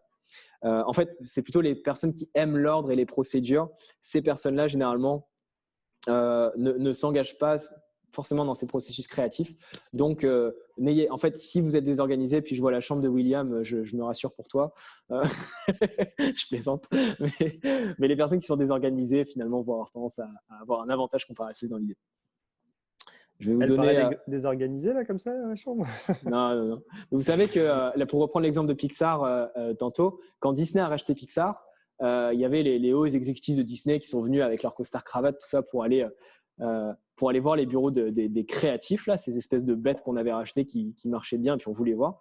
Puis là, je pourrais retrouver les sources là, mais on a demandé aux créatifs de Pixar, pour la venue des gens de Disney, de ranger leurs bureaux, finalement qu'il n'y ait plus rien d'autre que de leurs ordinateurs et puis leurs lampes de chevet sur le bureau. Puis là, ils ont dit bah non, enfin, en fait, tout ce qu'il y a sur le bureau, c'est pas du bazar, c'est juste que c'est notre espace de travail. En fait, ce post-it qui est là, il n'est pas là par hasard, c'est que j'ai besoin de ça. Puis tu sais, les entrepreneurs ont beaucoup de temps. Si vous regardez le bureau d'un entrepreneur et puis aller dans les espaces de coworking pour vous en faire une idée là, c'est un peu le bazar. Donc si dans votre bureau, il y a plein de choses, vous en faites pas. Tout va bien. Ensuite, alors là encore un terme que j'ai traduit mot pour mot, mais alors en anglais c'est neuroticism et du français donc névrosisme. Donc main en l'air si vous considérez comme calme et confiant, point si vous considérez au contraire plutôt anxieux, pessimiste. Ouais. Ok. Alors là il n'y a pas de bonne réponse. En fait, contrairement à ce qu'on pourrait penser, ces traits-là ne sont pas directement corrélés avec l'entrepreneuriat. Donc, l'entrepreneur qui est calme et confiant pendant toute la durée, le mythe un petit peu de cet entrepreneur que rien ne perturbe, n'a pas vraiment rapport en fait dans l'idée. Puis le dernier, extraverti, introverti. Donc, levez la main si vous êtes réservé, thoughtful, donc c'est-à-dire introverti. Je peux lever la main. Êtes-vous introverti? Oui. Pardon, fermez le poing si vous êtes extraverti, sociable, que vous aimez avoir du fun.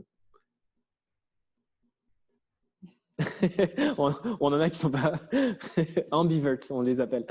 Parfait. Il y a bonne nouvelle pour tout le monde. Il n'y a pas un trait dominant sur l'autre. Là encore, c'est un peu un mythe de penser que l'entrepreneur c'est Mr. et Mrs. 5 à 7 qui va aller faire tout ça. Enfin, ça dépend vraiment de la position que vous occupez, du type d'entreprise que vous avez, mais c'est pas vrai que c'est que les extravertis qui sont entrepreneurs. Donc, je vais vous laisser avec deux outils. Enfin, pas vous laisser, on va évidemment continuer la conversation. Mais j'aime toujours, comme je vous dis, réfléchir plutôt en mode solution. Et si j'avais découvert, ou plutôt lu ces deux modèles auparavant, je pense que je me serais un peu mieux compris et je pense que ma démarche d'entrepreneuriat aurait quand même été facilitée. La première, je pense que vous l'avez à l'écran là, dites-moi si c'est le cas. Ouais. C'est donc le Fogg Behavior Model. Donc, cette courbe-là, je vous laisse la découvrir. Là, vous allez pouvoir la décrypter. On a donc deux axes, la motivation et la capacité à faire. Vous avez dans un axe là la motivation qui généralement en entrepreneuriat peut être très haute. Maintenant, la capacité à le faire généralement peut, parce que vous ne savez justement pas tout faire, peut généralement se retrouver beaucoup à gauche. Donc finalement la action line là, celle que vous voyez en vert, elle va être assez difficile à aller chercher. Versus si vous arrivez finalement avec un degré de motivation qui n'est pas toujours le même en passant l'entrepreneuriat, c'est pas que des choses que vous aimez faire, il y a beaucoup de compta d'administratif à faire, mais si votre habilité à faire les choses que vous faites a un degré quand même assez corrélé avec celui de votre motivation, alors là, déjà c'est une première conclusion que je vous formule, essayez de chercher ce sweet spot. La deuxième conclusion, c'est chercher comment traverser la fameuse ligne verte ici, la action line. C'est-à-dire que il y a en vous, il y a personne, vous êtes en entrepreneuriat, vous n'avez plus de chef, vous n'avez plus de personne derrière vous pour vous dire fais-le. Donc finalement, pour avoir du succès, pour finalement se motiver, non seulement il va falloir comprendre à la fois votre motivation et votre habilité à le faire, donc ça c'est de l'introspection, et la deuxième c'est de trouver des mécanismes en vous pour être capable de franchir la ligne. Cette ligne-là, vous ne la franchirez pas constamment, vous ne la franchirez que si vous vous trouvez proche de la ligne verte. Donc gardez vraiment ce modèle en tête parce que je vous le dis là, moi il m'a beaucoup aidé ce modèle. Quand je vois que j'avais pas l'habilité, même si j'étais très motivé, mais que j'avais pas du tout les capacités de le faire, je m'en remettais quand même à ce modèle-là en me disant bon, je vais peut-être essayer de m'améliorer un petit peu. En revanche, quand je n'étais pas du tout motivé, j'essayais quand même d'y aller dans des champs dans lesquels j'étais un peu plus capable finalement. Donc, essayez vraiment, la conclusion là-dessus, c'est de pouvoir traverser la ligne verte et de trouver finalement la dynamique intentionnelle qui va faire que vous allez pouvoir traverser cette ligne-là. Le deuxième schéma que je vais vous montrer, et puis je pense que celui-là, c'est même, pour moi en tout cas, il était encore plus important. Et puis tous les jours, je continue à réfléchir de cette façon-là. Est-ce que vous connaissez le livre Flow de Mihaly Csikszentmihalyi? J'ai probablement très mal prononcé son nom, mais en tout cas un livre de 90, un grand classique en psychologie positive. Alors celui-ci en fait il dit pas exactement la même chose que le schéma d'avant. Il vous parle à la fois à la gauche du défi, du challenge que représente une tâche, et de l'autre côté donc de vos capacités. L'idée, et pour revenir un petit peu sur la notion de passion, en tout cas dans l'académie, dans les revues académiques anglophones, on parle beaucoup dans la passion de ce concept de flow, qui est beaucoup emprunté à Csikszentmihalyi, l'auteur de ce livre, que je vous invite vraiment à lire en passant. Donc attention à ne pas être trop haut dans le challenge quand vous n'êtes pas assez qualifié pour le faire, parce que beaucoup d'entrepreneurs le font. Attention aussi, et puis ça c'est plus un conseil que je donnerais aux employés de bureau, à ne pas être trop dans la zone de non-challenge, et puis avec des skills qui sont hautes. Finalement, l'entrepreneur va, et puis quand je vous parle de l'entrepreneur, je vous parle de moi comme entrepreneur, et puis ce que je conseille à mes entrepreneurs, c'est de toujours essayer de trouver ce point de bascule entre quelque chose qui vous challenge suffisamment, puis où vous pouvez voir un axe de progression, vous voyez, ça va vers le haut, puis qui va en même temps faire progresser vos compétences. C'est la même chose avec le sport, c'est la même chose avec l'art, c'est la même chose avec plusieurs domaines en fait que vous pouvez vous imaginer.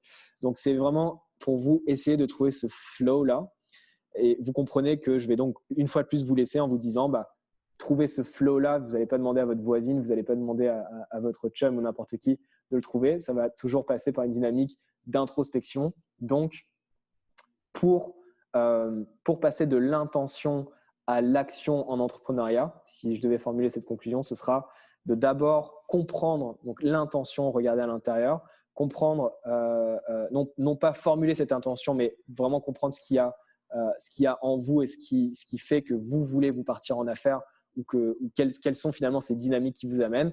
Et bonne nouvelle pour vous, c'est la conclusion du mémoire que j'ai fait en Écosse, c'est que quand les intentions sont fortes et clairement formulées, les actions découlent. Donc, si vous arrivez à franchir cette étape d'introspection, vous devrez logiquement pouvoir rentrer en action, qui est la métrique et la seule qui compte en entrepreneuriat, versus des personnes qui ont une idée et qui ne sont toujours pas actives dans le milieu. J'espère que ce n'était pas trop long, j'espère que je ne vous ai pas ennuyé avec toutes mes théories, mais on va prendre vos questions avec Marie, parce que je pense qu'elle a beaucoup d'expérience ici, elle pourra vous en parler. Est-ce que ça vous parle déjà pour commencer? Et puis Marie, tu avais peut-être envie de formuler une conclusion. Écoute, juste avant, il y avait Julie, je pense qu'il y avait une question par rapport à un des deux modèles, au premier, c'est ça? Ouais. Ouais, c'est ça, le FOG. Puis après, oui, ça me fera plaisir qu'on en jase. Ouais. Ouais, c'est ça. En fait, je me demandais comment est-ce que toi, tu mets ça en pratique dans ton quotidien? Comment est-ce que tu l'utilises, ce concept-là? Ouais. En fait, comment est-ce que j'utilise? Je regarde toujours, en fait, les deux axes ici, motivation, capacité. Je me dis toujours, bon, là, par exemple, je suis très motivé, j'ai une promotion récemment, etc. Quelque chose qui me motive énormément.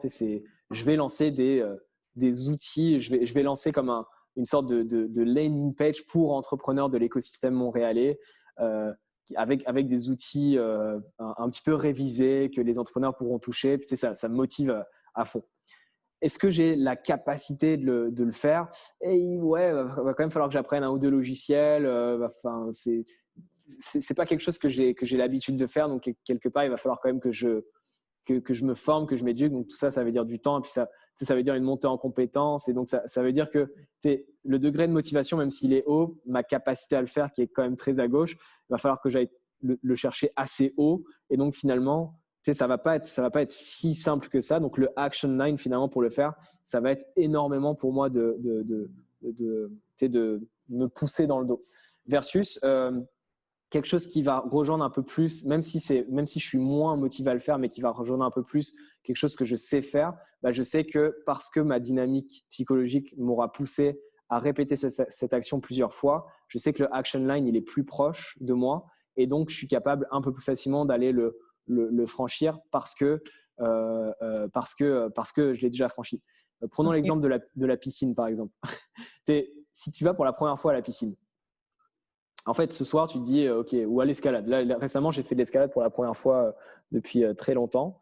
Et j'étais très, très motivé à en faire parce qu'en plus, Covid oblige, interaction sociale limitée. Donc, j'étais motivé à en faire. Par contre, ma capacité à le faire, ma compétence technique à le faire était assez limitée.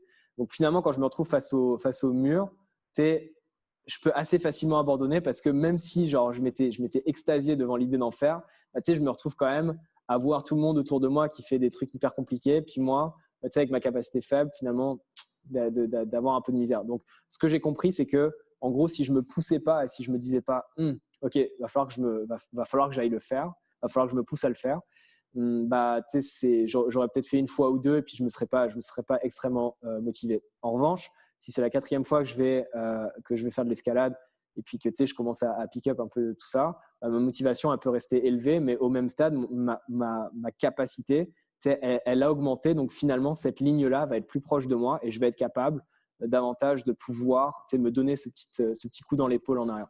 Donc c'est toujours essayer de jauger un petit peu ces deux métriques-là, puis de savoir justement dans quelle mesure est-ce que vous êtes excité, motivé par ce défi-là et dans quelle mesure est-ce que vous êtes capable de le faire aussi. Toujours une certaine humilité à avoir. Ok, cool, merci. Plaisir. Plaisir. Super. Merci beaucoup, Merci. Thibaut, pour toutes ces explications. Je pense qu'on a tous appris des choses. Ouais, j'espère. C'est sûr que j'aurai plein de réactions, mais le but, c'est que ce soit nos participants qui posent les questions. Donc, j'ai des questions aussi pour toi éventuellement, besoin, mais c'est sûr que vous avez des questions à poser à Thibaut. Donc, allez-y, c'est le moment. Vous pouvez juste activer vos micros et y aller. Allons-y. Moi, j'ai pas une question, j'ai une petite remarque que j'ai mis dans le chat, mais c'est que si on superpose les deux derniers schémas, ouais. Si on se met à fond dans le easy to do du premier, on est dans le boring du deuxième. Ouais, c'est bien vu. C'est bien vu. En fait, si tu te mets trop dans le… tu vois bien que quand tu es trop proche du easy, tu es plus loin de la ligne. Dans les deux cas, en fait, l'enseignement que me donne moi ce schéma-là, c'est qu'il ne faut pas nécessairement être dans les extrêmes. Il faut plutôt… En fait, il faut essayer de trouver une bonne combinaison. Moi, c'est comme ça. Je n'ai pas ce schéma-là en tête tous les jours quand je me dis ça. Il faut simplement, je me dis toujours, il faut que j'ai le bon dosage entre motivation et capacité à le faire. Les entrepreneurs ont tendance à être extrêmement motivés par leur projet, mais peu capacité à le faire. Donc, tantôt, je parlais de compétences clés, de unfair advantage. Il faut, en fait, c'est pas vrai qu'un entrepreneur va se lancer dans le néant et puis essayer quelque chose de complètement nouveau pour lui ou elle. L'entrepreneur doit, basé sur la motivation qu'il ou elle a, arriver avec quelque chose qu'il sait déjà faire et qu'il maîtrise en fait. Parce que c'est vraiment ça qui va donner. Moi, je l'ai vu dans toutes les entreprises que j'ai coachées. S'il y a un entrepreneur qui arrive et qui se met sur un marché totalement nouveau avec des pratiques totalement nouvelles, j'ai jamais fait de logistique de ma vie, je démarre un process logistique, j'ai jamais jamais monté un site de ma vie, puis là je vais lancer une tech par exemple un peu complexe avec une certaine intelligence artificielle, même si je suis très motivé, finalement ma capacité à le faire va être meilleure. Si tu regardes l'autre modèle, si on prend le même exemple, ici, mes compétences, en fait, vont augmenter avec le défi que ça représente. Donc, c'est-à-dire que si jamais j'ai un niveau de compétence moyen dans le développement d'un site, le challenge ne va faire que augmenter au gré du temps, finalement, au gré où le fait que je bâtisse un site. Demain, je vais bâtir un WordPress et puis je vais commencer à comprendre un peu ce que c'est que le front-end. Donc, finalement, dans 2 mois, je suis peut-être capable de faire un petit peu de Java. Donc, mes compétences vont augmenter au même titre que le challenge va augmenter. Mais tout ça va beaucoup plus graduellement. Tu vois ce que je veux dire? Donc, le premier schéma te montre comment passer à l'action. Donc, vraiment de l'intention à l'action. Le deuxième schéma ici te montre comment finalement rester dans cet état de flow, donc dans cet état de permanent mise en action finalement. Mais du coup, c'est beaucoup plus logique parce que en fait, j'avais compris le deuxième à l'envers. Ok. Et du coup, c'est bon. J'ai retrouvé des trucs. Je vous les enverrai, ces tableaux. Et en passant, vraiment, ce bouquin-là, Flow de Mihai Csikszentmihalyi, si vous ne l'avez pas lu, lisez-le, c'est une pépite, une merveille. Voilà, je ne peux que vous... En fait, s'il y a un livre d'affaires, parce que là, c'est plutôt de la psychologie, on va dire positive liée à l'entreprise, là, mais s'il y avait un livre qui touchait, que je devais recommander, qui touchait vraiment au monde du travail, c'est celui-ci. Et je l'ai terminé là il y a très peu, donc je vous le recommande très chaudement. Enfin, ce modèle-là en particulier, je le connais depuis un moment, depuis le moment où j'ai fait mon mémoire là, donc ça faisait un moment que j'étais conscient de ça, mais j'ai enfin terminé mon livre là, et puis je pense que je suis toujours un peu sous l'émotion de tout ce que je viens d'apprendre, mais il y a beaucoup de choses que j'ai pu vous dire aujourd'hui que j'ai retrouvées justement dans ce livre là, et puis qui s'appliquent beaucoup aux entrepreneurs finalement, donc allez-y quoi. Peut-être que je veux vous redonner la parole sur vos dynamiques intentionnelles. Qu'est-ce qui vous bloque aujourd'hui? C'est souvent une question que je pose à finalement mes entrepreneurs. C'est quoi vos bloquants aujourd'hui? Qu'est-ce qui fait que vous soyez sur le point 2 ou alors juste en réflexion? Quelles sont les choses qui vous empêchent de vous lancer? Je sais pas le temps. Le temps? Vas-y. Je sais même pas qui parlait. Oui, c'est Karine. Je ne sais pas si tu me vois sur la caméra parce qu'il y a Marie et moi, on levait la main, mais je sais pas si tu nous as vu. Oui, c'est pour ça. Désolé. Mais je vais laisser répondre à la question parce que c'est un autre partage après, donc peut-être tu as posé la question, mais peut-être juste après, je voudrais ajouter quelque chose. Je vais laisser d'abord répondre à la question. Comme tu veux. Ah bah, vas-y Christophe, alors le temps? Non, Karine, vas-y. Ok, on va garder cette question-là, on va la poser. Vas-y, on va revenir après.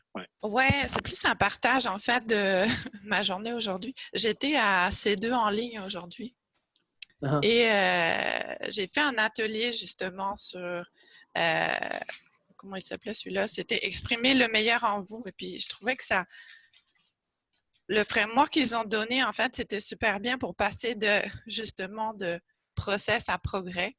Mm-hmm. Et donc là, je pense que ça rejoint un peu tout ce que tu as dit ce soir.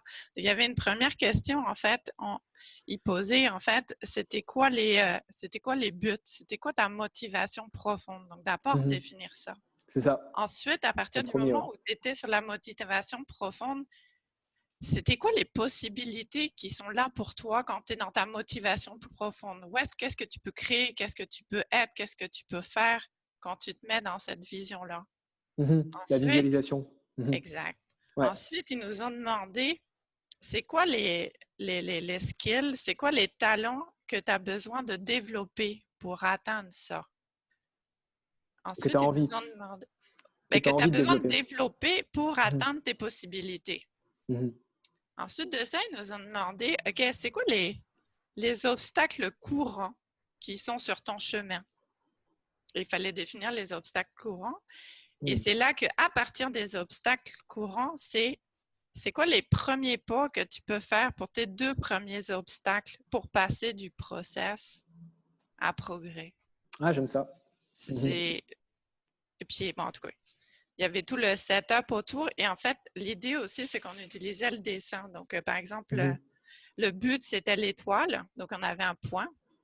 Ouais. On avait les possibilités. C'était une ligne droite, c'est l'horizon. on avait justement le chemin, les embûches.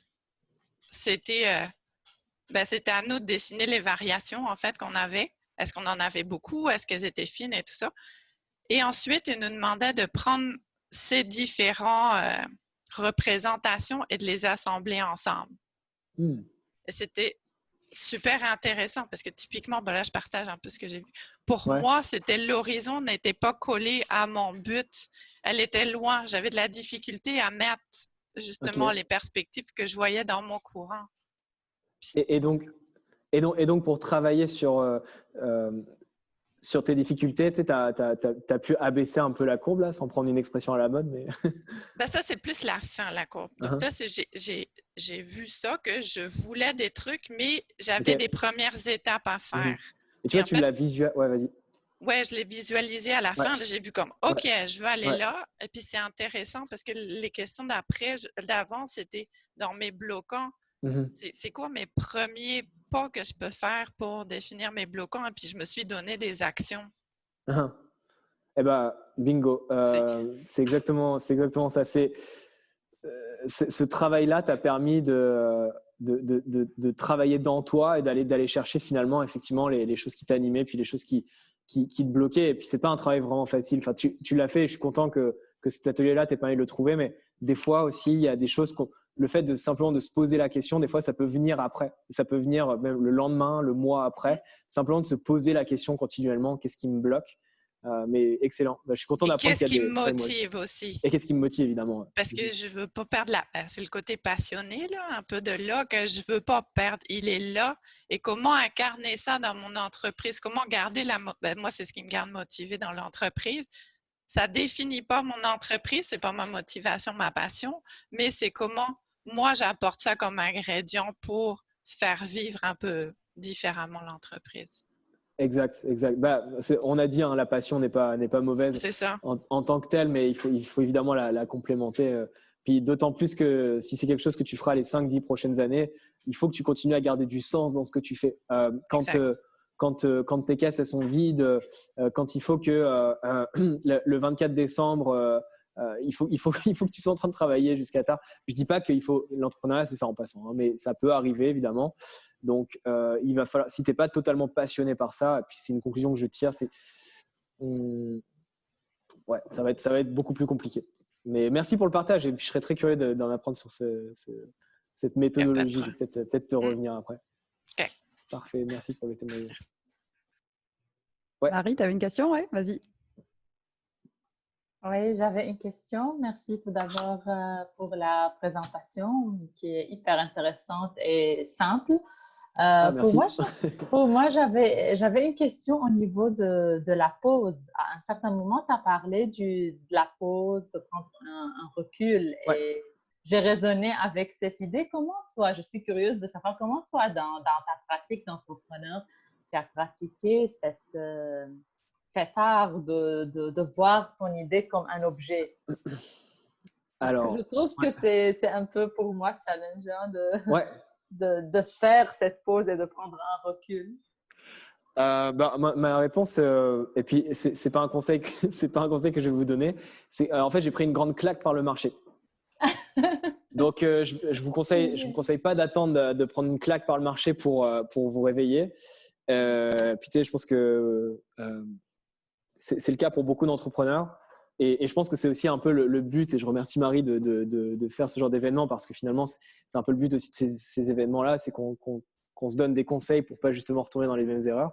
Donc, je vais répondre à ta question en te disant comment est-ce que moi ça m'est arrivé, comment est-ce que j'aurais aimé que ça m'arrive. Comment ça m'est arrivé? Concrètement, j'avais un service donc B2C. Enfin, à l'époque, je savais même pas que c'était du B2C. Je livrais tout simplement des plats à qui voulait bien m'en acheter. Il y avait quand même un petit peu plus de réflexion que ça derrière, mais on s'entend là, je grossis les traits.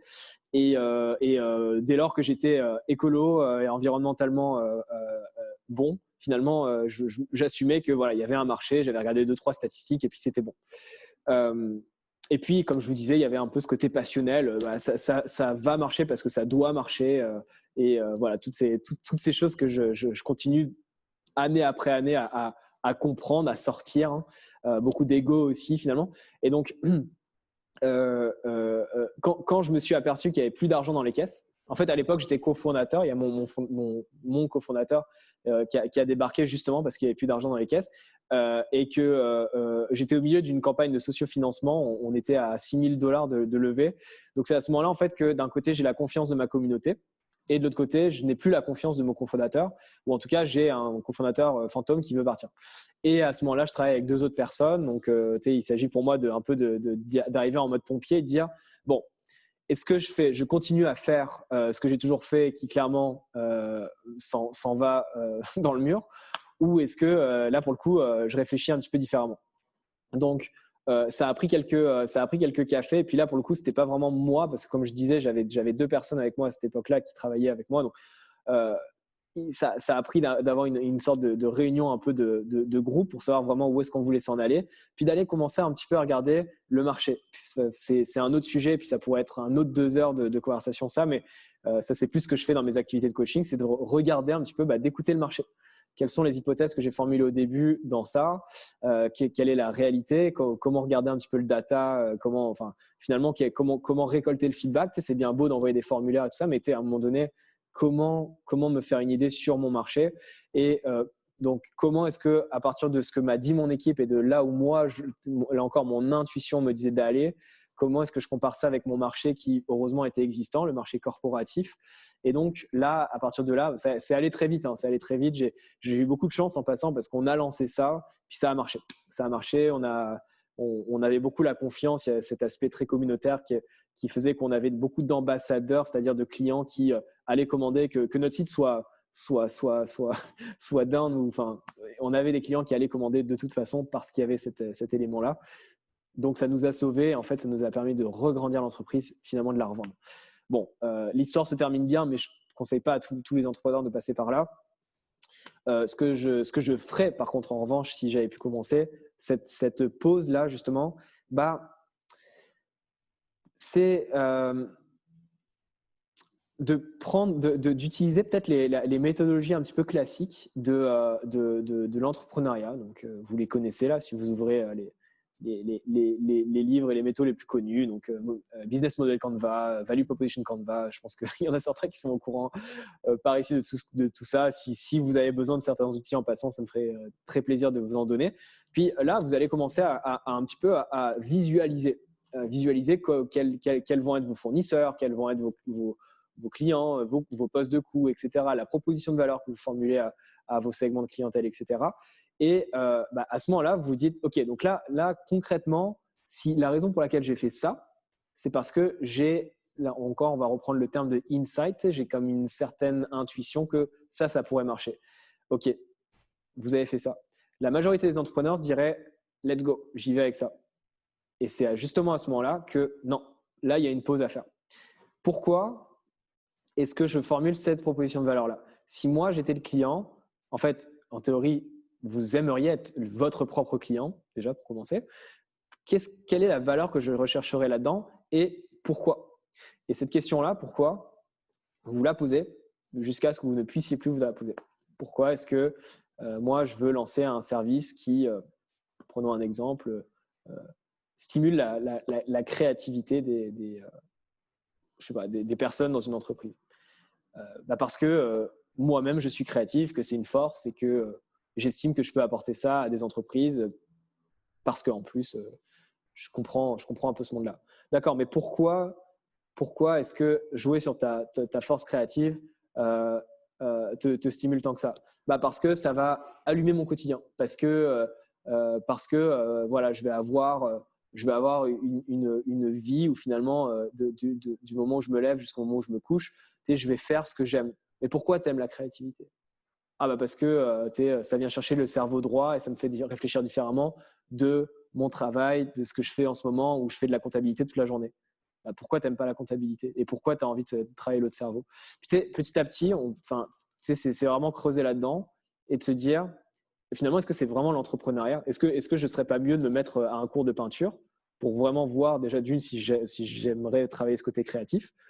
Puis, et puis en faisant, c'est toujours un peu la recette, c'est en faisant un petit peu, tu t'aperçois, tu commences à sentir un peu la chimie et puis pour reparler de ce flow-là de Mihai Csikszentmihalyi, il parle beaucoup justement de cette chimie aussi. À un moment donné, c'est, comment est-ce qu'il appelle ça? C'est ça se rapproche un peu du concept de pleine conscience, là, mais expérience optimale. C'est comme ça qu'il appelle ça. Dans quel moment est-ce que vous êtes dans une expérience optimale? Si c'est effectivement en faisant des projets créatifs, bah oui, alors à ce moment-là, vas-y. C'est fait pour toi, tu as envie d'y consacrer ton quotidien. Moi, demain, tu viens me voir et tu me dis, Thibaut, est-ce que tu veux cofonder une entreprise d'intelligence artificielle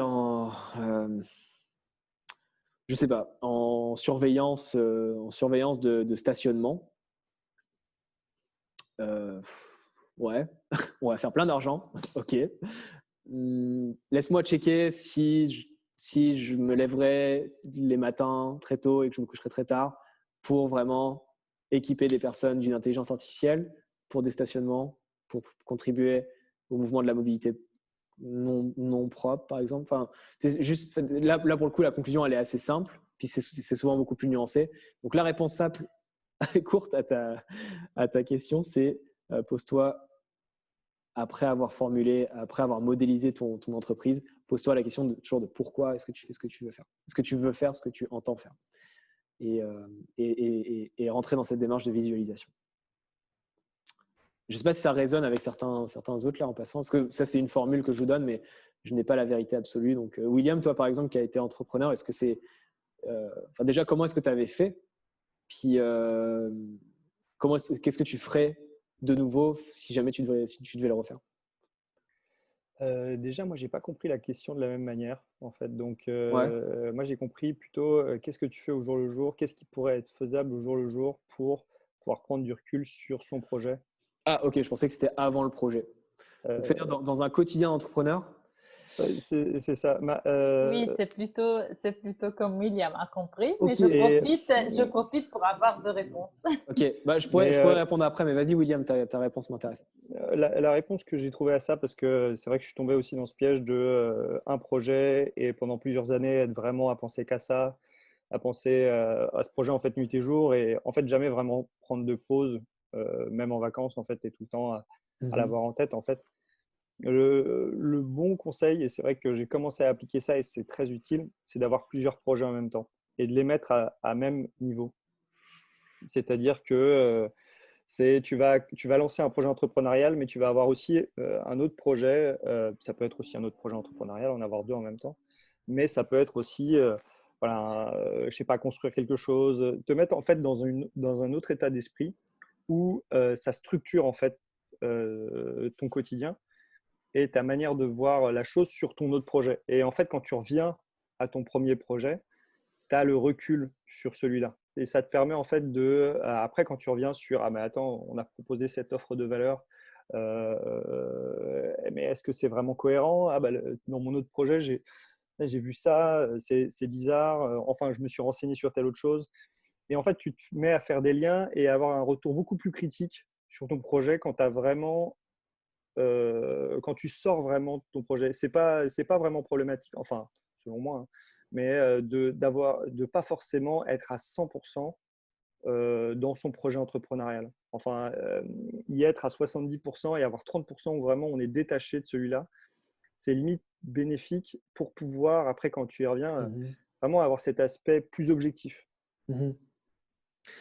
Pour compléter ta réponse, et puis je serais curieux de vous entendre aussi le reste. Cette réponse-là va être très courte. Je suis conscient que j'ai déjà répondu en long, en large à tout ça, mais il y a une matrice que j'utilise aussi beaucoup dans mon quotidien. Je ne connais pas le nom, mais c'est la matrice important-urgent. Puis en passant, il n'y a pas que les entrepreneurs qui peuvent utiliser cette matrice. C'est à peu près tout le monde qui a des projets qui travaillent. Donc, la réalité d'un entrepreneur, c'est qu'on aura toujours des urgences. Toujours. Ça va, donc, c'est peu urgent, très urgent, peu important, très important. Et puis, ça fait une matrice là. Voilà. Donc, il y aura soit du peu important, très urgent, ou soit du très important, très urgent. Et l'entrepreneur va beaucoup naviguer entre ces deux-là. Mais le problème, c'est que ce degré d'urgence va toujours faire un petit peu remuer le hamster là, et faire que, en passant, on n'aura jamais fini de répondre à nos courriels, on n'aura jamais fini de faire tout ce qu'on a à faire. Cette façon méthodique qu'on peut avoir de faire notre travail si on a un 9 à 5, par exemple, on ne peut pas l'avoir en entrepreneuriat. C'est terminé. Vous allez devoir passer à côté de certaines choses parce que tout est urgent et vous allez être débordé. Donc ça, c'est la réalité d'un entrepreneur. Maintenant, en sachant ça, il faut quand même pouvoir se prendre des moments où on réfléchit à des affaires qui sont très importantes, enfin, qui sont importantes et non urgentes. Donc, la stratégie, par exemple, ou un check sur soi, ou enfin, tous ces moments finalement de ce que je décrivais tantôt comme mon pivot, par exemple, c'était urgent dans le sens, évidemment, mon cash flow allait en souffrir à un moment donné, mais à 6 mois, peut-être 1 an. Donc, ce n'était pas si urgent que ça par rapport aux autres urgences que j'avais, mais je savais qu'il fallait que je prenne un pas de recul à ce moment-là et puis que je me penche sur ça. Donc, c'est toujours essayer de prendre la loi de Pareto, le 80-20, puis d'avoir effectivement un 80% du temps à faire de l'urgent, parce que c'est votre réalité d'entrepreneur, et un 20% du temps à faire du non-urgent. Et en passant, des fois, le non-urgent, non-important, c'est quelque chose que vous voulez aussi faire. Installer un nouveau bot sur votre chaîne Slack pour amuser votre équipe, par exemple, c'est clairement pas urgent, c'est clairement pas important, mais ça va dynamiser votre équipe, puis tout le monde va s'amuser à mettre des gifs sur Slack. Donc, ça va aussi avoir d'autres bénéfices. C'est toujours savoir un peu prendre ce pas de recul aussi dans votre quotidien. On aurait le temps encore pour 2 petites questions courtes, si vous voulez. Ça te parle, Christophe, les bots? Je suis en train de lire les commentaires à côté. Christophe, Julie, est-ce que vous avez une petite question ou un commentaire à partager aussi? C'est correct, c'est pas forcément une question. Il y avait la question de Christophe sur le temps. Ouais, allez, allons-y. Est-ce que tu voulais intervenir sur les choses que je disais? C'est bon, c'est toi le. C'est moi. C'est toi la star ce soir. C'est nous. Christophe, pour le temps, je pense que William l'a un peu oui, répondu voilà. à cette question. Voilà, c'est exactement ce que j'allais dire. Ouais. Prendre un peu le temps au fur et à mesure, qu'il y a quelques sacrifices à faire, mais oui. Déjà l'impression de courir après le temps, malgré la pandémie, mais c'est vrai que là, comme tout met sur la glace, parce que l'avenir, en fait, tout est dans le flou, entre guillemets. C'est vrai que c'est pas propice à se lancer, quoi, à se jeter, quoi. Donc, c'est certain que... Ça dépend. Il y a quand même des ouvertures, des brèches intéressantes, mais dans l'ensemble, c'est compliqué. Et n'oubliez pas que l'entrepreneuriat, c'est aussi un isolement, parce que là encore, il y a toujours le bon côté des choses, la liberté, le sentiment d'appartenance à cette communauté d'entrepreneurs, le sentiment de sens dans la vie, etc.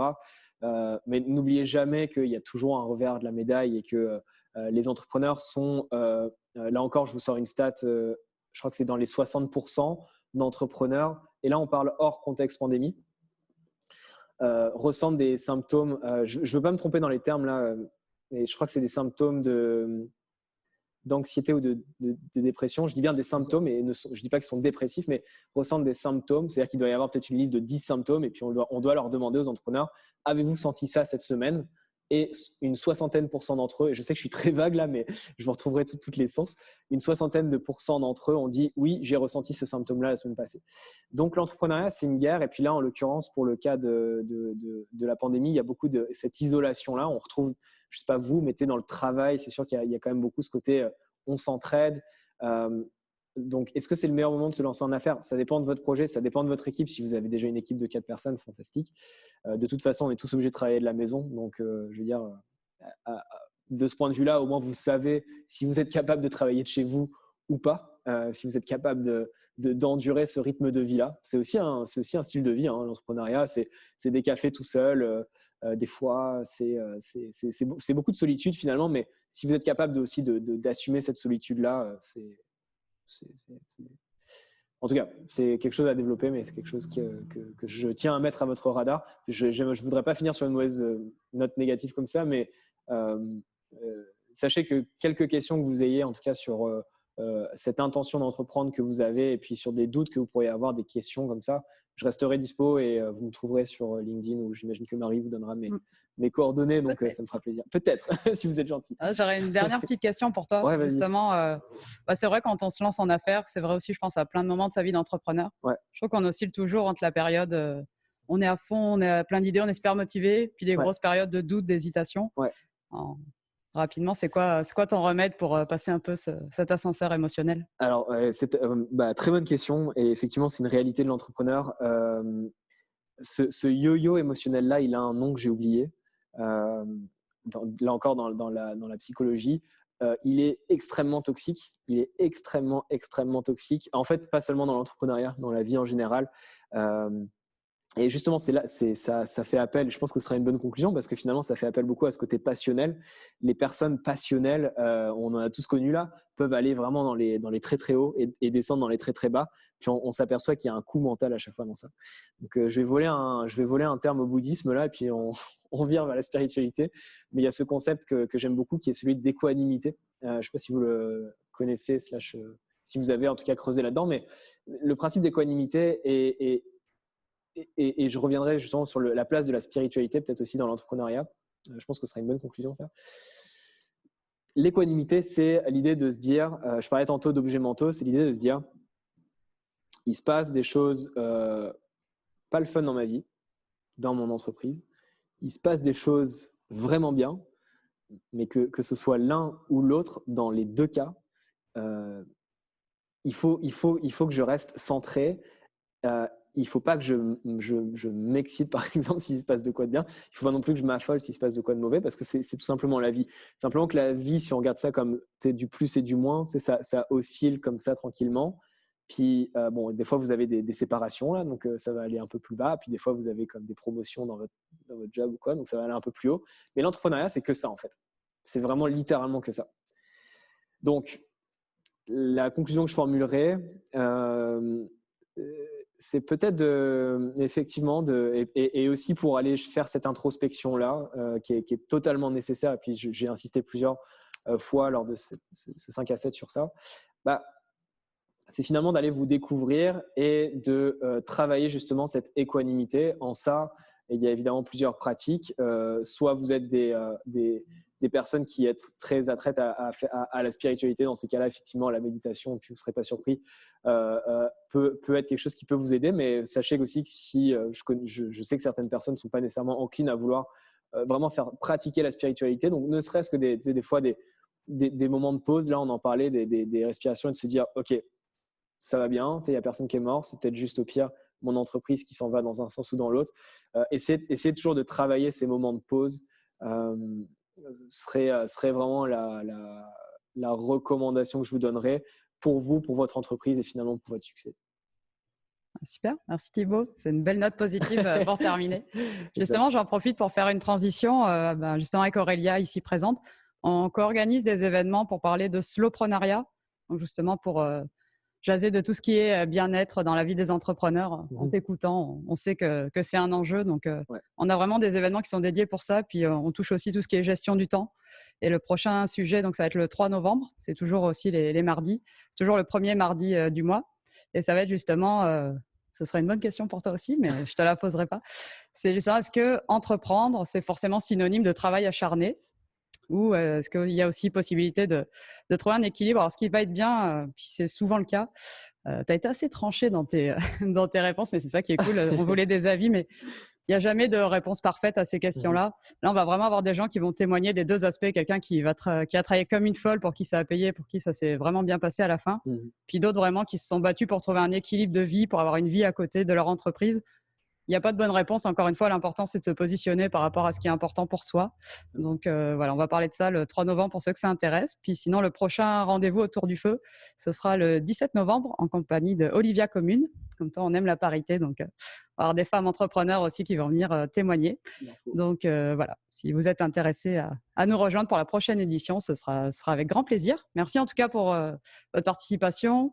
On sait que c'est un petit peu moins agréable par Zoom, mais merci d'avoir joué le jeu des questions quand même. Et puis, merci à toi surtout Thibaut pour tout ce partage. On a appris plein de choses. Merci Marie. C'était vraiment super intéressant. Merci pour l'invitation. Et pour ceux qui n'ont pas découvert le Haut Studio en réel, c'est sûr que là, prochainement, je ne sais pas quand est-ce que ça réouvrira, mais je vous invite vraiment à venir. C'est très chouette. C'est très, très chouette. Encore une fois, on peut s'adapter. Donc, voilà, tant qu'on a toujours plaisir à vous retrouver, même virtuellement. Comme vous pouvez voir, on s'est équipé aussi pour le faire dans de bonnes conditions. Donc, j'espère que vous avez apprécié. Puis, ça nous fera plaisir de vous retrouver pour d'autres occasions en ligne et puis on espère effectivement bientôt en présentiel. Ça nous fera du bien. Ouais, super. Bah, écoutez, bonne soirée tout le monde et puis au plaisir de vous retrouver pour un prochain événement. Merci. Bye tout le monde, merci pour vos questions. Merci, bye. Bye. Salut, Bye. Si. Petite musique en plus après. Decisions as I go to anywhere I flow.